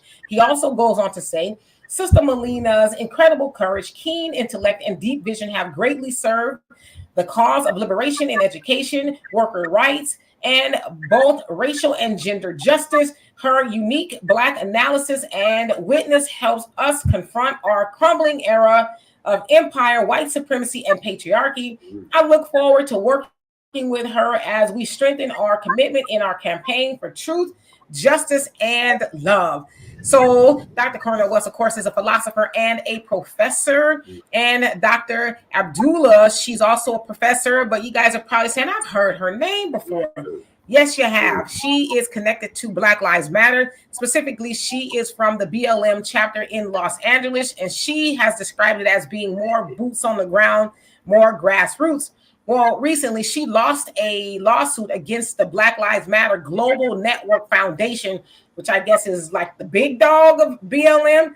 Nevertheless, she sued them. She was asking for $10 million because she said that her chapter was left on the hook financially after BLM raised a copious amount of money back in 2020. Y'all remember when George Floyd was murdered by that of Derek Chauvin, and just money was pouring in from everywhere. And specifically, a lot of it was white guilt. All right.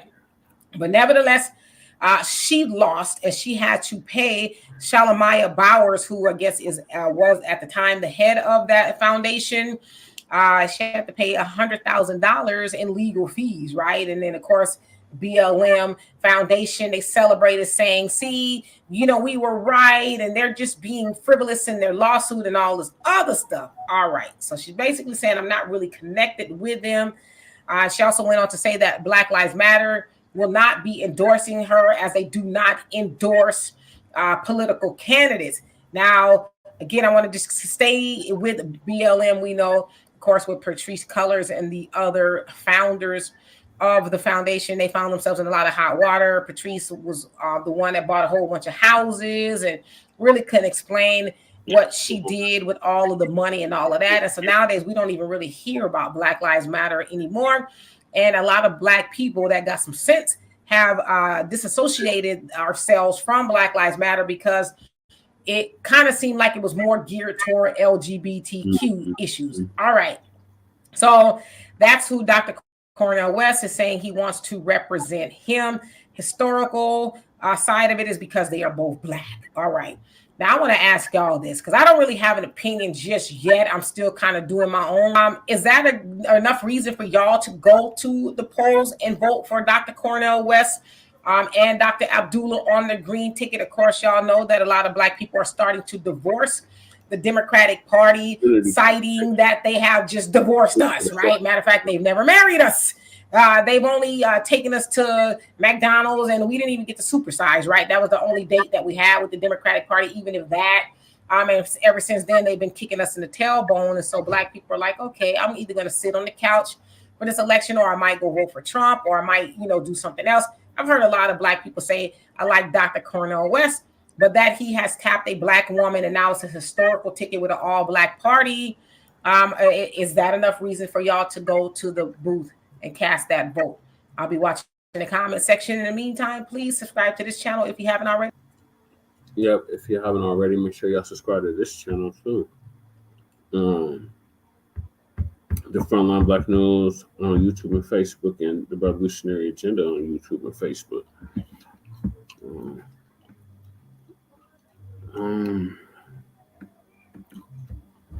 Don't fall for the symbolism, Black family. They're not doing nothing specifically for us. Something to be happy about. I think it's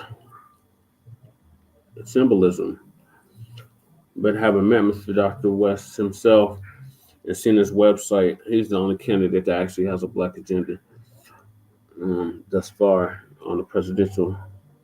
So he has a direct cash payments plan as well. So yeah, make sure y'all do y'all due diligence and check out all the candidates' websites and see if they even mention you, let alone have a whole plan on how they're gonna pay off these reparations. So also, Dr. Cornel West made history by getting on the ballot here in Colorado. So if you didn't already know, I've been a member of the Unity Party for 5 years. I have my own minor legitimate party here in the state of Colorado. And we went. I'm sorry, Jesse. You need me because hold on a second. I had it on mute. Oh shit. I'm sorry, I had it on mute. Did you say something to me? Because I wasn't paying attention, not even a little bit. I was talking to whoever's watching. Oh yeah. We sent the family member out there too. You wanted to say something if you wanted to, if he wants to, whatever. But yeah, I apologize. Can I give you a thought? Yes, momentarily. Okay. Do you want my thoughts on the Cornel West thing? You're done with that? No, we're just getting to it. I was just sharing my thoughts. Cool. So, I apologize. Carry on. Yeah, so I'm a minor. I have my own party called the Unity Party, which is a minor legitimate party here in the state of Colorado, and I've been a member of it for the past 5 years, and we run people for office. So we have ballot access in the state of Colorado. So Dr. Cornel West, after months of trying to get him to come here, finally came here, and my party nominated him during our yearly convention, which is where we have our assembly process, like any other party.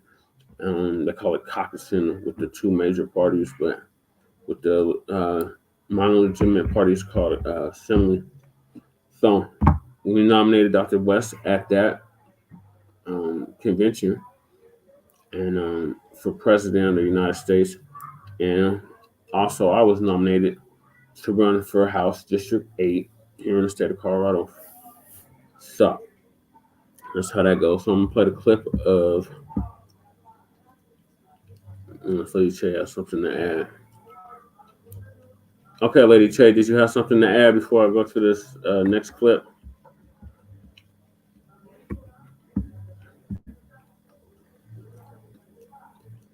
All right, so the next one is we are on the ballot in Colorado. It is now official. I'm on the ballot in the great state of Colorado. I thank my dear brother T.J. Cole, and brother Gary Swing, and my God, brother Mike McCorkle, and all of those, brother Eric, brother Max. We are.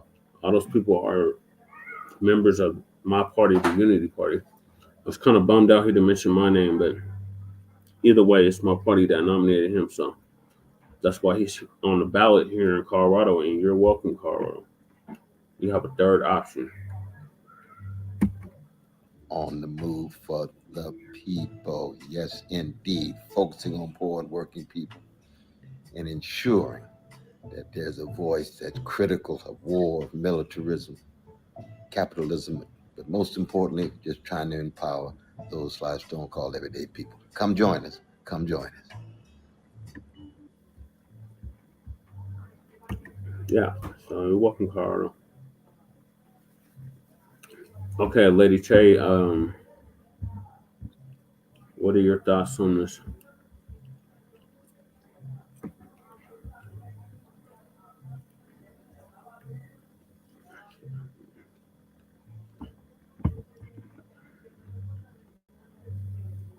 Lady Che. Yes, I'm sorry. Yes, let me just say this. By Cornel West, you're welcome. That comes from me. Yeah, I always say that. Jesse had the party, but he had the party, you know, with the alignment on the Unity Party thing, and which is a positive family, you know, because we talk about motherfucking our black family, you know, in politics. This is not a pretty face in a high place type situation. This is a codified black man trying to do the right thing, right? So we'll just say that. The thing is that we're both. I may be on one alignment doing something strictly for us as a move, for us as a lineage, right? And the movement of the B1 Black First agenda. The thing is too, I'm a well-rounded, like I don't want to say progressive. I don't want you to get caught up with that word. Forward thinker. Mm-hmm. So if I see something and it's in my intuitiveness, that I know that that's where the divinity is going to come from, and say that you know, I think we should look at Cornel West. He talking black to us without talking black to us, and meaning that if you're really paying attention to him over the last 3 months, he's been very, you know, he's kind of even lessening up the hippie stuff that we're like kind of annoyed with as a people. You know, we're kind of annoyed. He's just an older man. That's an older man that's like in this decade still. But that's when, for him, that's probably when the music was good. You dig? So we did give him a little grace. However, if you ever pay attention, that motherfucker be getting down at these little rallies. I always felt like, hey, why could we get that? But that's because we put him in Boulder, and Boulder's white. So, you know, we got to get more. We got to be, you know, when he come down again, because he has to come down again. When he come down again, you know, we just got to, you know, be our normal, true black selves. However, I say this to say that I put myself, like I would, if it was good for the goose, good for the gander. I put myself in the position of saying, if you're willing to come to some sort of understanding to change certain talking points that are not good for us as what we're looking for, then I'm willing to help you get elected, right? I'm willing to, if you're willing to do the work, you're willing to see where you're going wrong. And I'm willing, I don't do that. That's something I don't do. I do it only for Jesse, because Jesse's my mate. You feel me? Aside from that, even within that, I have to draw certain boundaries for myself, right? Because I might put too much effort into it, and back off a little bit for my own sanity, because this shit get hard. It's pressure. I say that though because Dr. West is open to changing to our will. Okay, he's the only one though with a reparations idea, and realistically within 2 years. You dig? And as far as a black B1 fucking a platform or agenda or whatever, or running a campaign, everybody said it couldn't be done. Everybody dogged it. Just keep that in mind. Let's not forget, Black family. People were saying we could not have a black first candidate. We couldn't have a black first agenda. We couldn't have. We shouldn't have. We won't get. There's all the negatives. Whereas it's possible. When Jesse ran on it, everybody said no, but they want to pick off the fucking black brain though. They want to ride this black pipe, right? So no. That's what it was. They were swiller riding. They know it. They just don't want to admit to it. And that's the problem. The thing is though, is that we were right. The shout out is never not Black Media Appreciation Month, New Black Spirit. We gotta say that though. Right. He's the only one. But I now am understanding. I bucked the system a little bit too, family. I'm now understanding what he's doing as he's engaging on these white media platforms. He's giving them the business. He just cussed out Pierce Morgan. Yeah, he did. Called him a motherfucking racist and everything. And then told a black dude on there, oh, you're one of those typical blacks that nothing happens to. I see you, brother. That's real black shit right there. On a white programming. Okay, so and they still aired it. They try to hush him up, and he wasn't gonna be hushed up. So that's what I'm saying. He talking black to us. While talking black to us, you just gotta know how to. You gotta dig deep in it and dust off your blackness, family. Read the page, read the room. He's saying shit without saying the words, but he's doing something without doing it. You just gotta read it, and not only that, but the thing with the sister. Now we only heard like they wanted to program us with Black Lives Matter. That her thing, right? With one of those members or whatever the fuck this shit is. We saw that. Those are the only things they said out loud in bold print, right? But they didn't say that brother has gotten arrested, that brother went to jail, that brother's done some serious activism. That's just she's thinking all the black terms of things, and she's with the program. I think for her as being vice president possibility. I think though is that she needs to work on that motherfucking visual optic website of what the words mean. You know what I mean? As far as Trump and Biden are concerned, look, Trump in his website only specifically 2 words to discuss our condition: African and American. In the whole fucking website, that right there is crazy to me. Just some of that, okay? You can do whatever. Biden, you already know how he acts. So I'm not saying go with the third party. I'm saying if it moves you, behooves you, and you're getting something tangible out of it, and it works for you as a black person in America, on the lineage, on the fucking mindset, on code, then go ahead and vote. This is my throw in. I say go for that. If not, give your vote up to the couch and Netflix and go on black vacation, because that's the way we should. We've been saying it. I'm standing on that. He can fuck up. He can do some cool shit, cuz, and I'll be right back on the couch. You see what I'm saying? It is not set in stone. But right now, currently, at this state in the game, I've been keeping eyes on it, watching thoroughly every day as much as I can to see if I pray that he don't fuck up and do some whack off-brand coon shit. And I got to go back on the couch. You feel me? Yeah, right. So I think that's the candidate for us, and because Jesse's on the party, on the Unity Party, and I stand on that. I said that prior to this whole last little bit, so I stand on it until he does something. Till further notice. Yeah. Till further notice, I'm gonna go ahead and give my black vote to him on the presidential side. But if he doesn't fuck shit, I'm going right back on the couch. I'm dusting off my motherfucking Nikes, and we deserve motherfucking black vacation for your minimal just to start. Okay? I've been saying that all year. Go on black vacation. You deserve. So, are you Trumpsters? All right, we're going on mute. This is Trumpsters' website. Okay. Going on mute. African Americans are missing. It's under unemployment. And it says record low unemployment for African Americans, Hispanic Americans, Asian Americans, and women. That's the only time African Americans or black people in general are even missing. So keep that in mind if you're thinking about voting for the dump. That's inhuman shit. I want to make that perfectly clear. He's not going to do nothing specifically for black people either. Like I said, you're welcome, Colorado. You got a third option now. You're welcome. So, I'm moving to the last topic of the night. And Lady Che has already alluded to it. And that is new black media appreciation never ends. So April was New Black Media Appreciation Month. And this is Professor Black Truth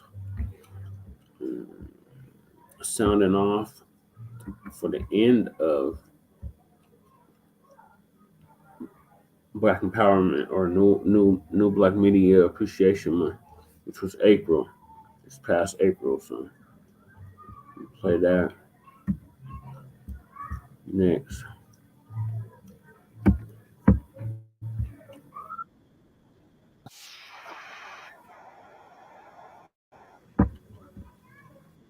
Briefing. Predictably, I want to say a few words to mark the end of this year's New Black Media Appreciation Month. Now that it has come to its end, it's only fitting to take some time to express my own personal admiration for the family. And of course, whenever we say the new black media, we're talking about you.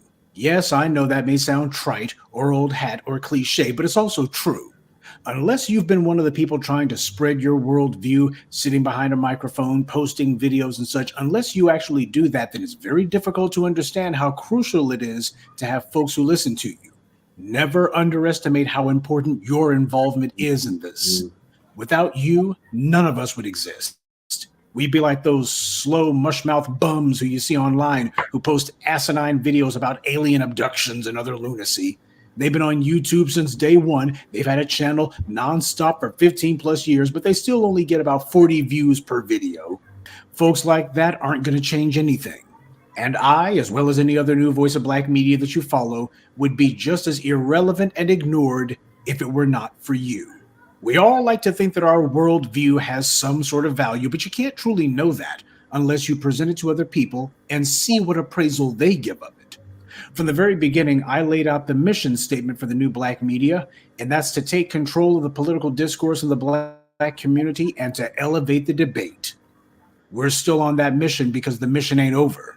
We don't take a whole lot of time to pat ourselves on the back because as your new black media, we pride ourselves on always being about the business. Going into 16 or so years now of posting content on YouTube, and this is what we've been doing. Many of us, like myself, have been involved in this kind of arena long before there was a YouTube.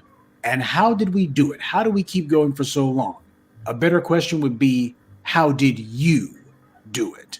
You did it by giving your attention and your support to the truth. When you heard the truth, you didn't decide, oh, that's boring to me. Oh my gosh, I want to have somebody that makes me laugh. I want to hear about some internet beefing. You said, hey, this is some intelligent conversation. We need more of this. Mm-hmm. That's how you changed things. Yep. I remember listening to him every day, literally, since 2014, 2015. Sure, those of us behind the microphones, we put in a lot of work for a lot of years. And that being the case, it's only natural that sooner or later we would start to look at what it is that we've built and say, hey, this is worthwhile. This is good. And that's why we've chosen this month to take some time to celebrate what we've accomplished, to acknowledge the wins and to learn from the setbacks. But most of all, to appreciate the support and camaraderie that we give to each other. That's what makes all of this possible. Black empowerment is not a popular thing, sadly, not even among Black people.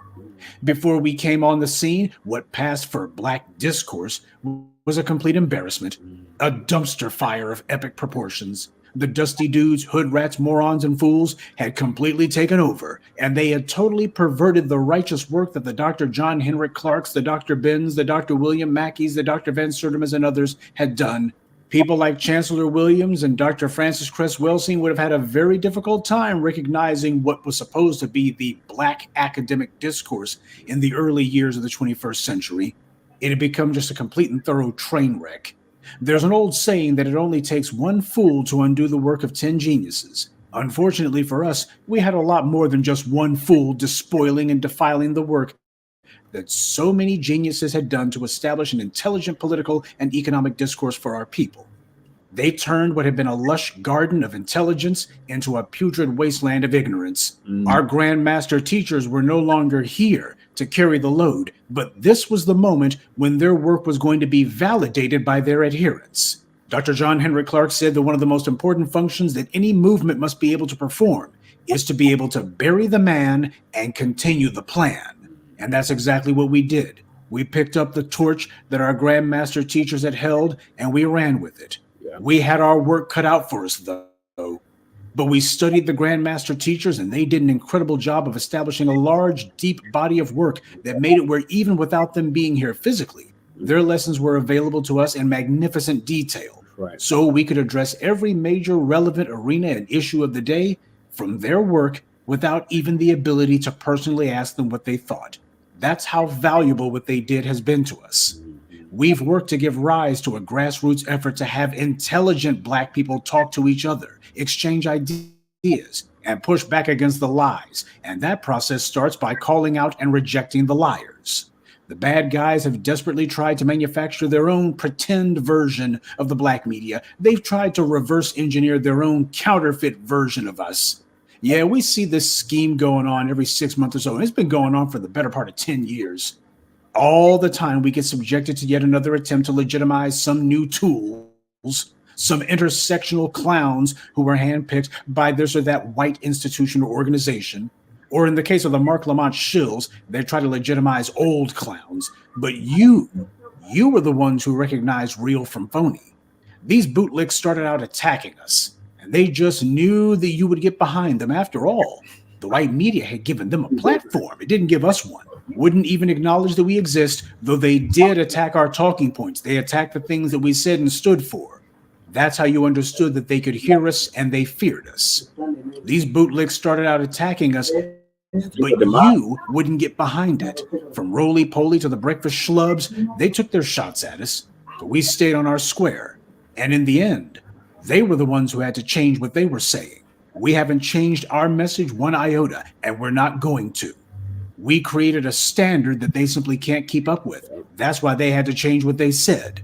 We were changing the game, and they simply couldn't keep up. But that's not to say the enemy hasn't been steadily trying to raise up bootlicks to counter-program against us anyway.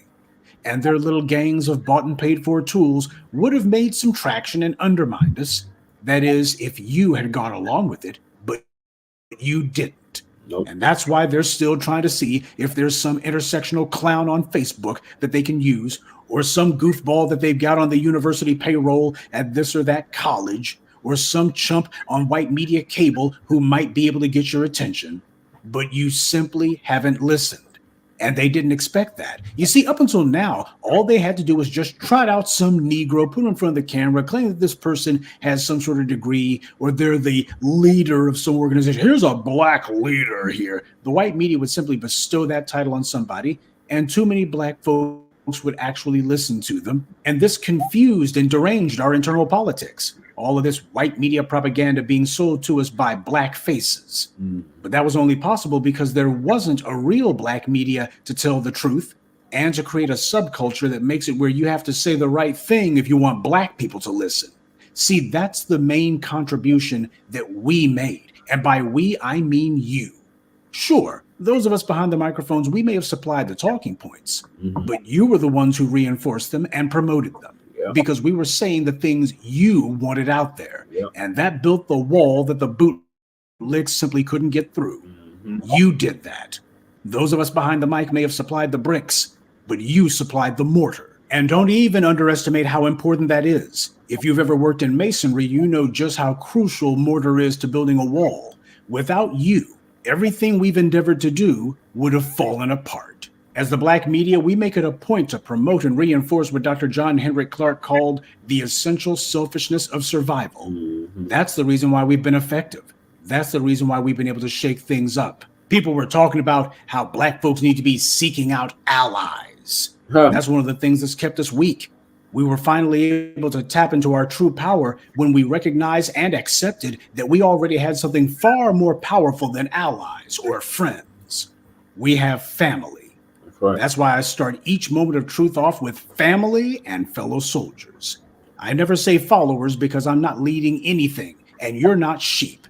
I say listeners or fellow soldiers or family because that's what you are. Sure, you may be part of what I'm doing, but I think it's far more important that I try to make sure I'm part of what you're doing.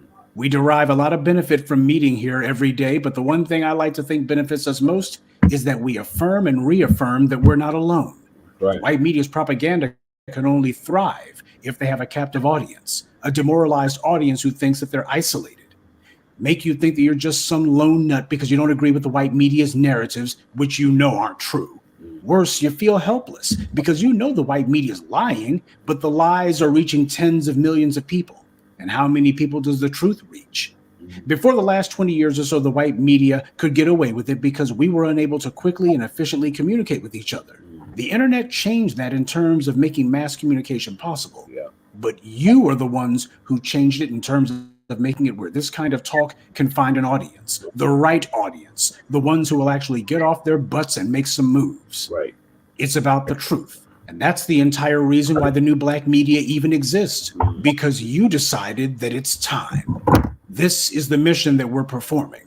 It's about the truth. It's about our power. It's about ensuring that our people do not fade from this earth. So while the official duration of New Black Media Appreciation Month is over for now, we also know that this is something we do every day, so it never truly ends. And as long as we remain committed and dedicated, it never will. And that is something we can all appreciate. Good day, and be one. I'd like to take a moment to mention some of our contributors: Jacques Hargett, Jerlene Harris, Turk McKenzie, Pamela Guidry, and Darlette Hall. Salute to them and thank you to everyone for listening, liking, and sharing this message. Now more than ever, Black empowerment only exists because of you. What's good, everybody? It's your Yep, that's right, Professor Black True. Thank you for that. So that's just confirmation that what we've been doing, Black Family, has been working. We're going to keep this momentum all lecture season long. All up to 2100 continue to mass something tangible. Like we said previously, this is going to be a marathon, not a sprint. So we are leading the charge. Damn near 20 plus. Hey, back in. I'm sorry, man. The family everywhere. God damn it. It's like everywhere. We're really overran. Oh, is this the last topic? Is that what you're saying? Yeah. All right, bet. That's cool shit. You wrapped it up early. Surprised at you. Proud of you, mister. 2 hours. The RVA will be on. Is coming on. I had a very heavy day, family. I overslept like majorly, and I just was not. You need rest. Work hard, you need rest, right? So I overslept, and then I was just been in one chat after the other, doing the usual, Black diet, media content stuff. That's been heavy, and then I'm working on something for Mr. Paris here. He's running for office, and dealing with some, other things that do not pertain to y'all. It's been pretty hectic, so I apologize. But tomorrow is gonna be part 2, right? Jesse, part 2. Yes. Okay, are you eating? Okay. Okay, so yeah. Hopefully we'll see Shabaka as well. He's still on Black sabbatical, and we wish him all well. And everybody stay black, stay dangerous. I'm glad we have you're welcome, Colorado, for having a third option to pick from. Even if you don't pick it, at least it's there to look at you and pray that you pick it. You ain't got the selection that's already predetermined for you. Just saying, stay black, stay dangerous, and hold your vote like you hold your swilla. So the casual. All right. Yep. So, thank you, Lady Che, for that closing. Yeah. So this is going to conclude season 4, episode 5, part 1 of the Front Line Blacc News. We'll be back later on today now, since it's already 1 o'clock. Yeah, and I'm probably throw on the RVA sometime in the morning as well, but before Jesse go to the food banker. I don't know yet. I haven't decided yet, but it's definitely gonna happen. It'll definitely happen tomorrow before Frontline Blacc News Part 2. Yeah, in the evening. So yeah, y'all like and subscribe to all of our platforms. Frontline Blacc News on YouTube and Facebook. The revolution. Frontline Blacc News got struck. So, they say 3 strikes, you're out. We're on 2. So I appealed it. So hopefully we'll be back up and running on Frontline Blacc News YouTube channel in about 2 weeks. In the meantime, still subscribe and like and subscribe to the Revolutionary Agenda, where we'll be streaming majority of the time for the next 2 weeks. And Shabaka's Black Experience Enhanced. We have a brand new episode on Tuesday, so stay tuned for that. And like and subscribe to that on Facebook and Twitter, now X. So peace, love, light, reparations and separations, and Black empowerment. We'll see y'all tomorrow or later on today for part 2. Peace.